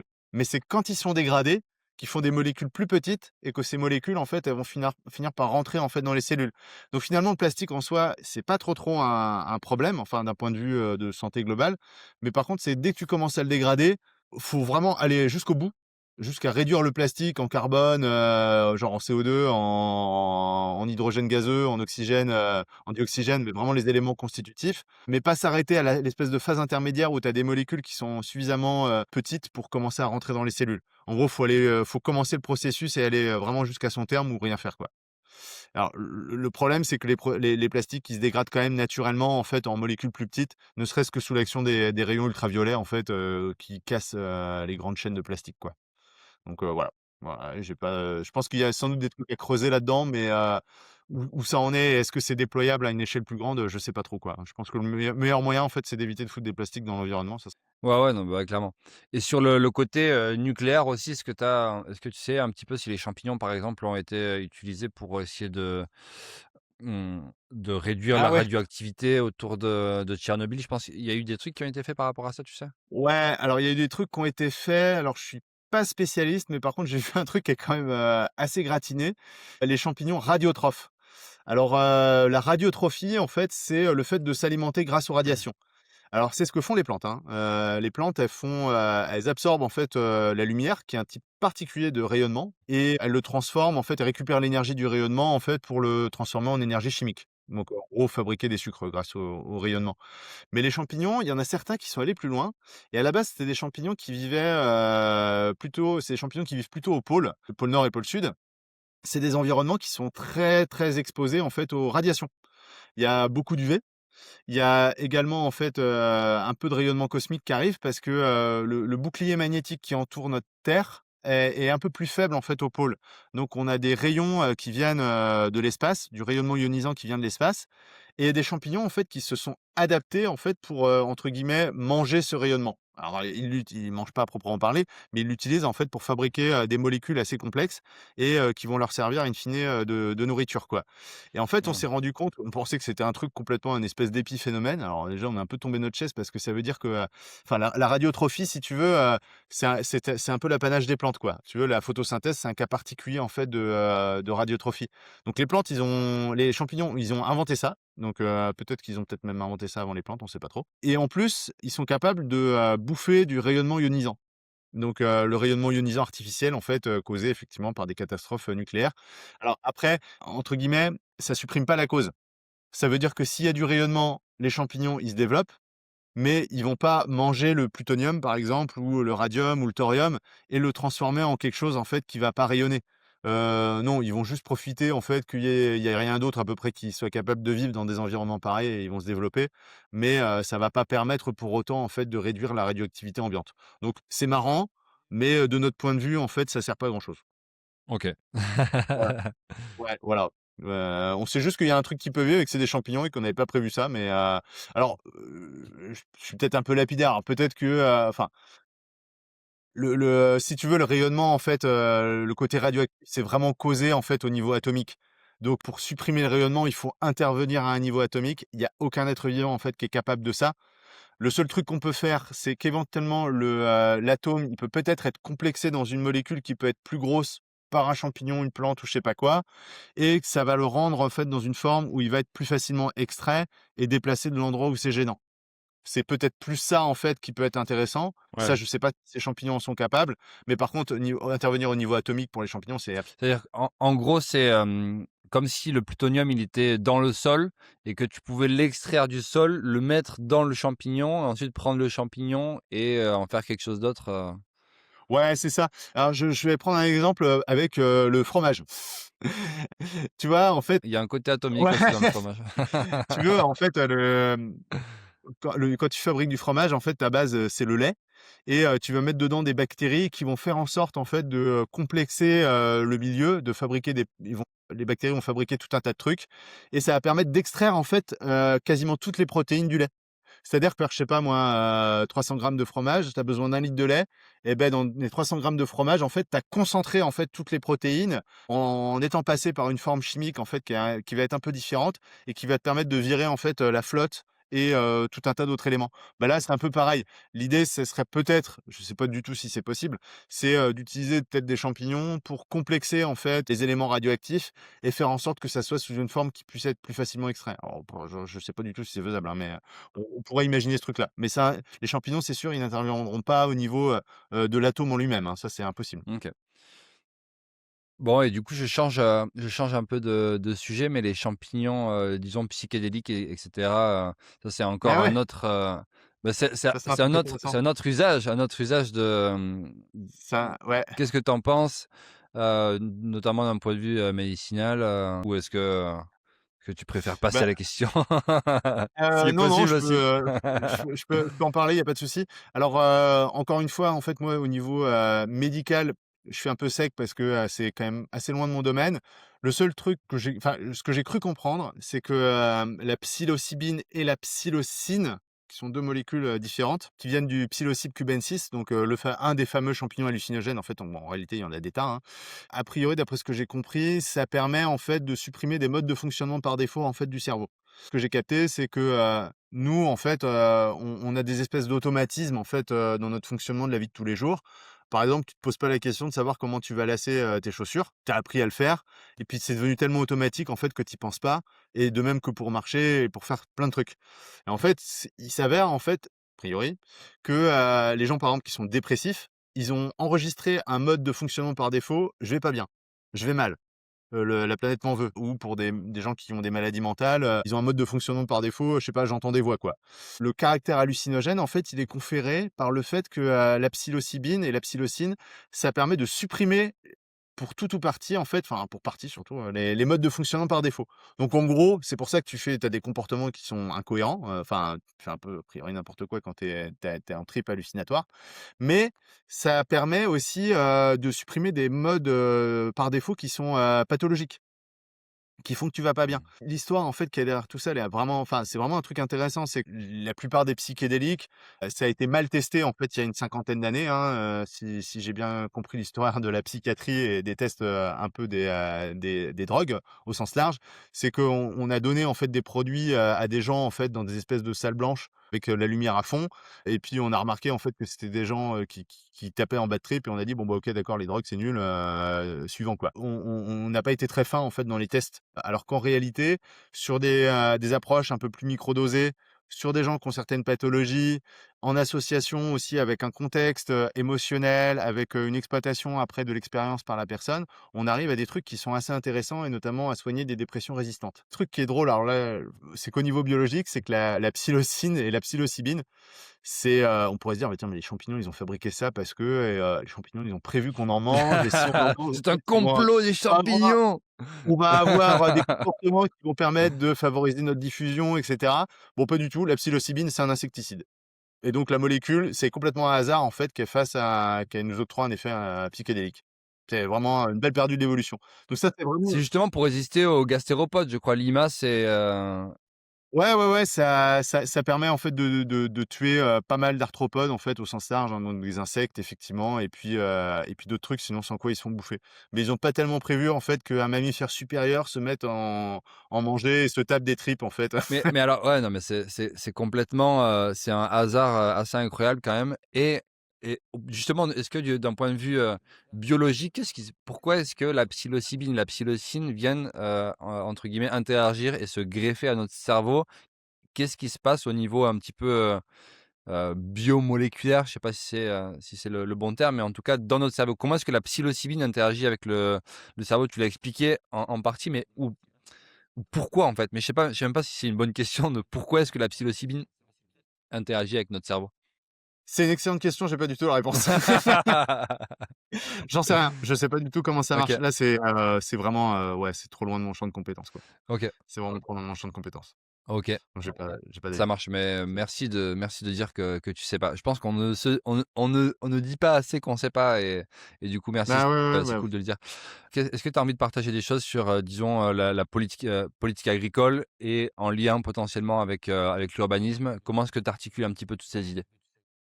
alors, je vais faire un petit peu d'historique. Tu vois, nous, on est agriculteurs urbains. Donc c'est-à-dire qu'on fait, une pratique agricole, en fait, qui se déroule en ville. Nous, on a commencé il y a 8 ans. Il y a 8 ans, c'était un peu la mode. Alors maintenant, c'est un peu passé de mode, hein, on s'y intéresse un peu de moins en moins, et donc il y a quelques années, moi, les trucs que j'avais vus sur l'agriculture urbaine, c'était, voilà, on va pas nourrir la ville par la ville, bon, je sais pas, c'est un truc de bobo, machin, c'est de la hype, les fraises sur les toits, machin. Alors, en fait, il faut se dire que l'agriculture urbaine, c'est pas du tout, une mode ou un truc récent. C'est que l'agriculture, elle a commencé, en fait, avec la ville. Les êtres humains, ils se sont toujours installés aux endroits, en fait, où ils pouvaient produire de la nourriture. L'invention du frigo et du transport longue distance, c'est une invention extrêmement récente, en fait, dans l'histoire de l'humanité. Mmh. L'agriculture, c'est à peu près 10 000 ans, hein, si on prend les premières formes agricoles au sens propre. Donc, ça a toujours été, en fait, au cours des âges. Par contre, le truc qui est un peu anormal, c'est, justement d'avoir des villes qui sont énormes sans avoir les capacités de production qui sont à proximité. Historiquement, en fait, Lutèce, donc Paris, c'est, une ville qui faisait 20 000 habitants et qui était considérée comme une des plus grosses villes, en fait, de son époque. 20 000 habitants, c'était énorme et donc elle était approvisionnée par une ceinture, productive qui était à proximité immédiate. Donc, nous, avec des villes, en fait, qui vont taper dans le centaines de milliers ou le million, on est complètement une anomalie, en fait, dans l'histoire, en fait, de l'urbanisme, par rapport aux approvisionnements alimentaires. C'est complètement aberrant, en fait. C'est complètement aberrant. Tu vois, par rapport à la panne de courant en Espagne, il y a fort à parier que si ça avait duré plus longtemps, un des premiers problèmes, les 2 problèmes qui seraient arrivés, c'est l'approvisionnement en eau, parce qu'on s'installe là où il y a de l'eau et de l'eau potable. Mmh et le 2, c'est l'approvisionnement en nourriture. Il n'aurait pas fallu que ça dure beaucoup plus de jours, sinon je pense qu'on allait, vers un truc pas loin, une forme d'émeute, quoi. Voilà, une émeute de la faim. Historiquement, la ville la plus grosse, en fait, dans les temps anciens, c'était Rome. Mais Rome, c'était un cas un peu particulier parce que, Rome exploitait, en fait, le grenier à blé qui était l'Égypte, qui avait été annexé, en fait, pour des raisons alimentaires. Le blé, c'est, une céréale, qui va se sécher très bien, surtout si tu es sur un climat égyptien. Donc ça va te permettre, en fait, de stocker des quantités énormes, en fait, de nourriture relativement stable, donc tu as pas besoin de froid, tu peux la transporter et Rome était alimentée par le blé égyptien. Mais sinon, en fait, les villes ont toujours été, en fait, à proximité des lieux de production. L'anomalie, enfin, tu vois, quand on pense à l'agriculture, souvent, on pense à la ruralité. C'est un truc c'est ça qui est anormal. L'agriculture urbaine, c'est la normalité. Donc je pense qu'en fait, il faut absolument arrêter de faire grossir les villes, déjà, premier truc. Il faut réimplanter, en fait, de l'agriculture à proximité, du tissu urbain, avec des très, très forts niveaux de productivité surfacique. Il faut valoriser aussi, tout ce qui est, mètres carrés, en fait, inutilisés. Alors, tu vois, moi, je suis à Nantes, c'est une grande métropole qui est attractive. J'ai visité, mais des milliers, des dizaines, des centaines de milliers de mètres carrés, en fait, de locaux qui sont inoccupés. C'est fou C'est ça. absolument impensable. Alors j'ai un ordre de grandeur en tête, hein, je sais pas ce que ça vaut, je demande à être fact-checké, mais je crois que les mètres carrés construits non utilisés, mais qui seraient utilisables en France, c'est 10. Mais dans le tas, tu pas les résidences secondaires, bon, c'est quand même une occupation de foncier quand même qui est pas neutre. T'as pas aussi des friches industrielles où les bâtiments, ils sont un peu dégradés, mais ils sont pas réutilisables en l'état et c'est considéré comme un truc qui existe pas, quoi. Mais alors qu'en réalité, c'est déjà des mètres carrés bâtis. Donc il faut absolument, en fait, arrêter, dans une perspective, on va dire, de contraintes de l'approvisionnement alimentaire, parce que on en parle de ça, hein, possibilité peut-être de guerre, je sais pas, ou moins de disponibilité, en fait, de ressources fossiles qui nous permettent d'entretenir le modèle, en fait, d'agriculture, longue distance. Donc il faut absolument arrêter, en fait, de faire grossir les villes. Il faut remettre, en fait, de la culture, là où on peut. Un truc intéressant, tu vois, c'est que, quand il y a eu des temps de guerre ou des contraintes d'approvisionnement alimentaire, il y a eu, spontanément, en fait, des plantations qui ont été faites dans tous les espaces verts. Là, il y a une grande quantité d'espaces verts dans n'importe quelle ville, en fait, qui sont des trucs qui servent plus ou moins à rien, donc c'est juste ornemental. C'est des postes de coût, c'est des surfaces qui pourraient rendre des services écosystémiques qui seraient, énormes, mais qui sont notoirement, en fait, sous-utilisés. Et l'idée, c'est aussi, de développer des compétences qui permettent l'agriculture urbaine. Alors, moi, j'ai pas de formation, à proprement parler agricole, donc j'ai utilisé vraiment les bases de biologie, en fait, pour construire, en fait, le modèle, mais il faut aussi d'autres choses. Donc il faut aussi de l'économie, penser des modèles économiques qui sont un petit peu différents. Il faut aussi des compétences d'ingénierie pour détourner, en fait, des objets qui sont, des objets bâtis qui sont, pas prévus pour ça et arriver, en fait, à les transformer en sites agricoles. Puis je pense qu'il faut dépasser aussi des barrières mentales, sur, la consommation des produits qu'on va avoir. Donc, par Bah, exemple, si tu bouffes, l'agriculture les pleurotes qui sont en dessous de ton camion frigorifique, ouais, je te fais confiance pour déplacer les les des barrières barrières mentales. mentales. Bah, ouais, mais, c'est, aussi des formes agricoles qui vont être des trucs beaucoup plus productifs et qui vont nous amener à manger des trucs qu'on n'a pas l'habitude de manger. Donc, si tu penses ville, tu penses mètre carré contraint. Donc, ça veut dire, de la production de champignons, mais aussi de la production d'insectes. Ça, c'est un ratio, en fait, Ah moi je sais pas énergie. la les j'ai un peu du mal avec les insectes. Ouais, mais tu vois, faut penser des formes intermédiaires. Soit, on utilise des insectes pour nourrir du bétail, par exemple, enfin des poules particulièrement, puisque les poules, en fait, c'est vachement intéressant, Ouais, ça produit beaucoup, en fait, c'est assez efficace au niveau énergétique. ouais. Soit sous forme de farine, donc on consomme, en fait, des farines d'insectes. Ça peut être de la consommation aussi de bactéries, donc on le fait, hein, la spiruline. La chlorelle, c'est des bactéries, en fait, dont la consommation, elle est ancestrale. Il y a des gens qui prennent ça en complément alimentaire, mais en réalité, on pourrait, monter, fortement, en fait, les niveaux de consommation, en fait, de ces produits-là.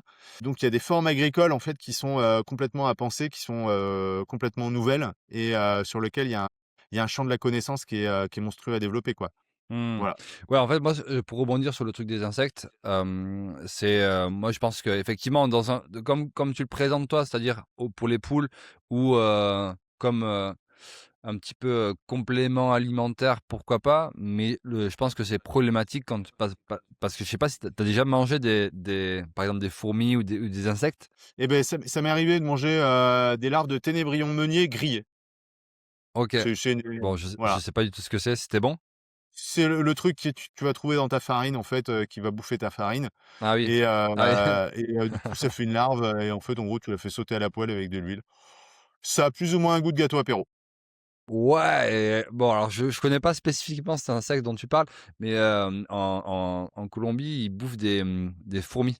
Mais c'est juste, enfin, ça n'a aucun intérêt, enfin, c'est, au niveau gustatif Ouais, et je trouve que je pense qu'il y a le point de vue nutritionnel effectivement qui est important dans l'aspect de manger, mais au point de vue gustatif, ça n'a aucun intérêt. C'est là où je pense qu'il y a des limites, assez forte sur la consommation massive de remplacer une partie de notre alimentation par, des insectes, c'est juste, au niveau, culinaire et gustatif, c'est très, très pauvre. ouais, sans doute. Après, en fait, finalement, on mange beaucoup de trucs, enfin, tu vois, les insectes, on trouve que c'est entre guillemets «dégueu». En fait, les insectes, c'est quoi? C'est des arthropodes, c'est, une grande famille, en fait, d'animaux et il y a les crevettes, il y a les homards, enfin, il y a tout un tas de trucs où on a culturellement appris à Mmh. trouver ça bon ou à trouver ça acceptable, en fait, de le manger. En Colombie, ou en Thaïlande, ils bouffent effectivement des insectes et pour eux, c'est un truc, aussi communément admis que pour nous, manger un beefsteak. Ouais, C'est vraiment, une question culturelle. c'est À sûr. partir du moment où il y a pas de contre-indication, d'un point de vue si ça fit d'un point de vue physiologique, en fait, Ouais. OK. Bon, ben, on va arriver, à la fin de notre conversation. Est-ce que tu veux rajouter quelque chose? Il y avait plein de trucs qu'on avait dit, dont on allait parler, mais notamment, de la PAC, de la ouais. FNSEA. On n'a pas trop parlé des questions d'urbanisme, enfin, peut-être pas assez. Est-ce que je te laisse un petit peu la parole, peut-être pour conclure? Est-ce que tu as un message particulier à faire passer? Voilà, Ouais. je te laisse un petit peu la parole pour conclure. Je te remercie. Ouais, c'est, du coup, un message un peu agricole parce il y a eu quand même des manifs là, il y a pas très, très longtemps, il y a quelques mois en fait sur les agriculteurs. Alors nous, on est agriculteurs, donc même si on fait une exploitation, on a un type d'exploitation qui est quand même un peu particulier, bah, en fait, on est soumis comme les autres agriculteurs aux mêmes contraintes en fait que eux et donc notamment la concurrence internationale. Alors pour te donner des ordres de grandeur, Mmh. produire, 1 tonne, 10 000 kilos en fait de champignons, ça va coûter, à peu près 10 000 €. Voilà, on va considérer 10 € du kilo du prix de revient, hein, pour faire un truc un peu très grossier. Dans ces 10 000 €, on va avoir 6 à 7 000 € en fait qui vont être constitués par la main-d'œuvre. Donc c'est vraiment du temps de travail humain. Mmh.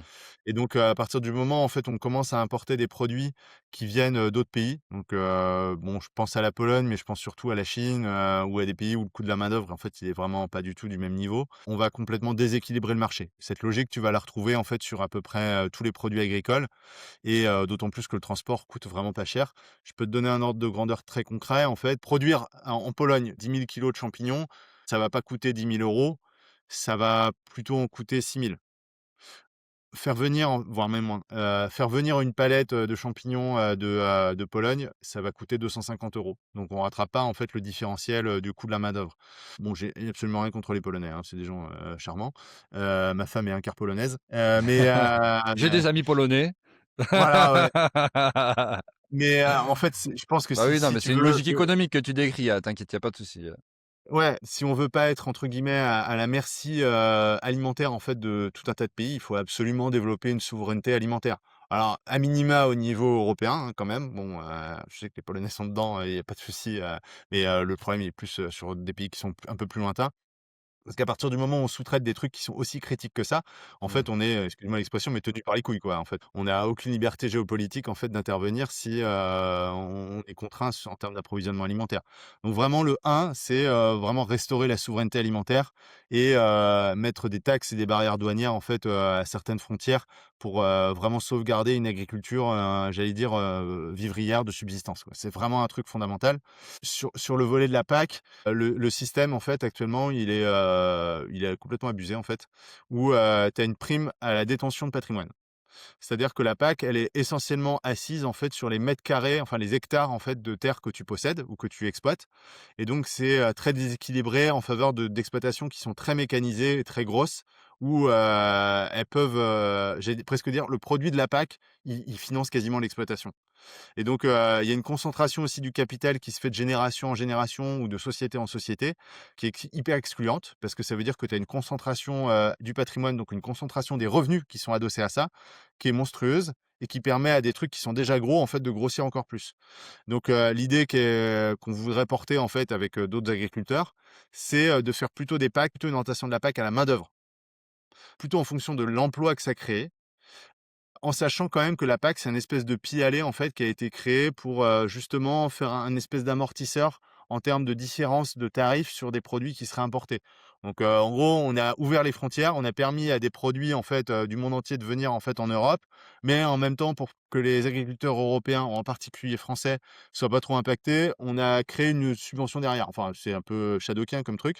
Le but, ça serait plutôt de restaurer des barrières douanières, d'encadrer les tarifs, d'encadrer la législation, faire en sorte que le bio, en fait, de partout dans le monde, il soit à peu près sur les mêmes critères et les mêmes cahiers des charges. On aurait une concurrence qui serait entre guillemets «beaucoup plus saine» et on verrait en fait que les agriculteurs pourraient beaucoup plus produire en fait pour leur pays ou pour les pays voisins que commencer à avoir des échanges à droite et à gauche en fait, dans tous les sens, quoi. Bah, oui, Voilà. ça fait pas vraiment sens de produire un champignon en Pologne pour l'importer, en France si, de base, tu peux le produire en France, avec, des agriculteurs, pardon, français. Bah, non, c'est juste délirant. En Mmh. plus, c'est du transport frigorifique, donc en termes d'émissions de CO2, c'est quand même assez costaud. C'est plus émetteur, en fait, que du transport sec. Tu sais que le pétrole, en fait, enfin le carburant, il est quand même partiellement détaxé, donc enfin son impact environnemental, en tout cas, il est pas traduit, en fait, dans son coût de revient. Ouais. Donc voilà, il faut absolument réinternaliser tout ça, quoi. C'est vraiment, ça doit être le mot de la fin, c'est ça.